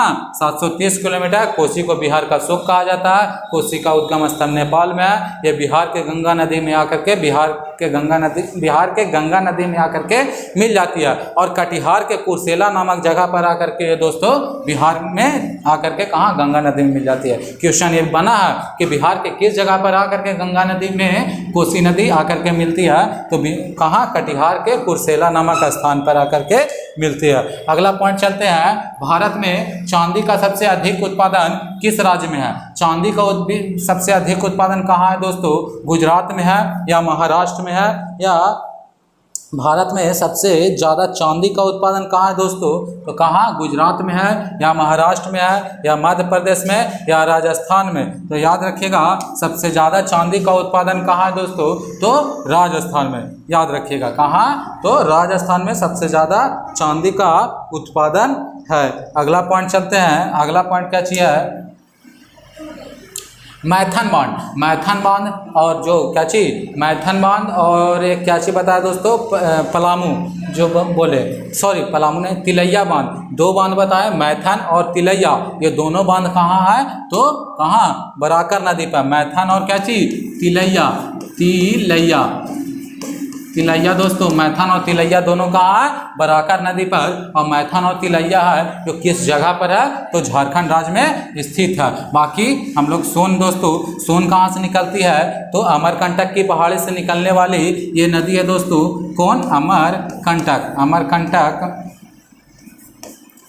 अमरकंटक के पहाड़ी से निकलने वाली ये नदी है दोस्तों। इसका उद्गम स्थल कहाँ है, अमरकंटक में। और सोन को ही दोस्तों, सोन उत्तर से, सॉरी कहाँ से, दक्षिण से उत्तर की ओर बहने वाली नदी है दोस्तों। कैसे, तो दक्षिण से उत्तर की ओर बहने वाली नदी है, दक्षिण से उत्तर की ओर बहने वाली नदी है सोन। इस पर एक इंद्रपुरी बैराज है दोस्तों, इंद्रपुरी बैराज, इंद्रपुरी बांध याद रखिएगा। इंद्रपुरी बांध किस नदी पर है, तो सोन नदी पर स्थित है। और सोन नदी आकर के भी पटना में कहाँ, पटना में आकर के कहाँ दोस्तों, किस नदी में मिल जाती है, तो एक गंगा की सहायक नदी है। सोन एक गंगा की सहायक नदी है, याद रखिएगा, सहायक नदी है। सोन एक गंगा की सहायक नदी है, याद रखिएगा। अगला पॉइंट चलते हैं, क्या चीज बोल रहा है, इंद्रपुरी बैराज किस नदी पर है। जो इंद्रपुरी बैराज है दोस्तों, वो किस नदी पर है। देखिए अभी हम लोग पढ़ रहे थे कि इंद्रपुरी बैराज अभी हम लोग कहाँ पढ़े, तो कहाँ पढ़े, इंद्रपुरी बांध है जो दोस्तों किस नदी पर, तो सोन नदी पर। इंद्रपुरी बांध किस नदी पर, तो सोन नदी पर। गंडक परियोजना दोस्तों, इस पर एक गंडक परियोजना है, वो गंडक नदी पर ही है दोस्तों। कोसी परियोजना कोसी नदी पर 1963 में बनाया गया था दोस्तों कोसी परियोजना। इसे भीम परियोजना के भी नाम से, भीम बांध के भी नाम से जाना जाता है। जो कोसी नदी पर बना हुआ बांध को भीम बांध के भी नाम से जानते हैं, याद रखिएगा। कोसी पर ऐसे कोसी नदी परियोजना भी लिखता है ज़्यादातर। और सोन नदी दोस्तों, सोन नदी पर बना बांध कौन सा है, तो इंद्रपुरी बांध है, याद रखिएगा। और सोन नदी का उद्गम स्थल कहाँ है, अमरकंटक के पहाड़ी से। और अमरकंटक के पहाड़ी से ही दोस्तों नर्मदा नदी भी निकलती है, याद रखिएगा। नर्मदा नदी कहाँ से निकलती है, तो सोन नदी से। और नर्मदा याद रखिएगा दोस्तों कि नर्मदा है, नर्मदा हो गया और ताप्ती हो गया दोस्तों, नर्मदा और ताप्ती, मांडवी हो गया दोस्तों, शरावती हो गया। ये खास करके दोस्तों ये बंगाल के खाड़ी में ना जा करके ये कहाँ जाती है, तो ये एस्चुरी बनाती है, कहाँ, अरब सागर में गिरती है, याद रखिएगा। अरब सागर में गिरती है। ये बहुत बार पूछता है दोस्तों कि कौन सी नदी कहाँ जो जा करके अरब सागर में गिरने वाली नदी है, तो नर्मदा याद रखिएगा, ताप्ती याद रखिएगा दोस्तों। खास करके तो नर्मदा ताप्ती याद ही रखना है, मांडवी याद रखिएगा दोस्तों। उसी के साथ साथ शरावती नदी भी है एक, वो बताएंगे। फिर नर्मदा ताप्ती एक मेन याद रखना है कि ये जा करके कहाँ, अरब सागर की ओर बहने वाली नदी है। ये डेल्टा ना बना करके क्या चीज बनाती है, एस्चुरी बनाती है, याद रखिएगा। इंद्रपुरी बैराज किस नदी पर है, तो सोन नदी पर है। अगला पॉइंट चलते हैं, दिल्ली से कलकत्ता को कौन सा राजमार्ग जोड़ता है। दिल्ली से कलकत्ता है जो दोस्तों, कौन सा राजमार्ग जोड़ता है, राजमार्ग संख्या 1, राजमार्ग संख्या 2, या राजमार्ग संख्या 19, या राजमार्ग संख्या 4। राजमार्ग संख्या जो दोस्तों 1 हम लोग क्या चीज पढ़े, दिल्ली से लेकर के अमृतसर तक जाती है। कहाँ, दिल्ली से लेकर के अमृतसर तक जाती है, राजमार्ग संख्या 1। और राजमार्ग संख्या 2 है जो दोस्तों दिल्ली से लेकर के कलकत्ता तक की जाती है। जो नेशनल हाईवे 2 है वो दिल्ली से कलकत्ता जाती है दोस्तों। और याद रखिएगा जो सबसे बड़ा हाईवे नेशनल हाईवे है वो कौन है, नेशनल हाईवे 44 अभी हम लोग पढ़े, नेशनल हाईवे 44 है जो सबसे बड़ा नेशनल हाईवे है। अगला पॉइंट चलते हैं, निम्नलिखित में से भू अवध राज कौन सा। भू अवध राज कहने का अर्थ क्या चाहिए दोस्तों, जो भूमि से घिरा हुआ, याद रखिएगा। वो चारों तरफ भूमि से घिरा हुआ है, ना कि वो जलीय सीमा भी बनाता है। तो याद रखिएगा दोस्तों, महाराष्ट्र है जो दोस्तों उसका सीमा जो जल से भी लगता है। तो महाराष्ट्र हो गया, बिहार हो गया दोस्तों, ये भू अवध राज्य है। गुजरात का भी सीमा लगता है जल से, और इसका भी ये भी तट रेखा से लगाता है, उड़ीसा भी तट रेखा से लगाता है। याद रखिएगा, जो बिहार है जो दोस्तों, ये बिहार है, इसकी स्थापना 12 मार्च 1912 को ये भू अवध राज्य बना था दोस्तों। सॉरी, ये भू अवध राज्य है। कौन? बिहार। बिहार की स्थापना कब हुआ था? तो क्या 12 मार्च 1912 को, 22 मार्च 1912 को, सॉरी 22 मार्च 1912 को बिहार राज्य की स्थापना हुई थी। आज का वीडियो यहीं समाप्त होता है। मिलते हैं नेक्स्ट वीडियो में। अगर इसका PDF चाहते हैं दोस्तों तो ज्वाइन कीजिए प्लस ICS टेलीग्राम ग्रुप को, और इसका PDF वहाँ से प्राप्त कर सकते हैं। बाकी हम लोग ज्योग्राफी का ये पार्ट 1 था दोस्तों, पार्ट 2 वीडियो भी आएगा, और इसमें हम लोग एक स्पेशल वर्ल्ड ज्योग्राफी का भी क्लास करेंगे, मैराथन क्लास करेंगे। उसके साथ साथ हम लोग का बच रहा दोस्तों साइंस का मैराथन क्लास बच रहा है। उसके साथ साथ एक इकोनॉमिक्स का बच रहा मैराथन क्लास, वो भी हम लोग 16 तारीख से पहले, एग्जाम से पहले सारा कर लेंगे। वीडियो अच्छा लगा हो तो शेयर जरूर कीजिएगा। मिलते हैं, जय हिंद।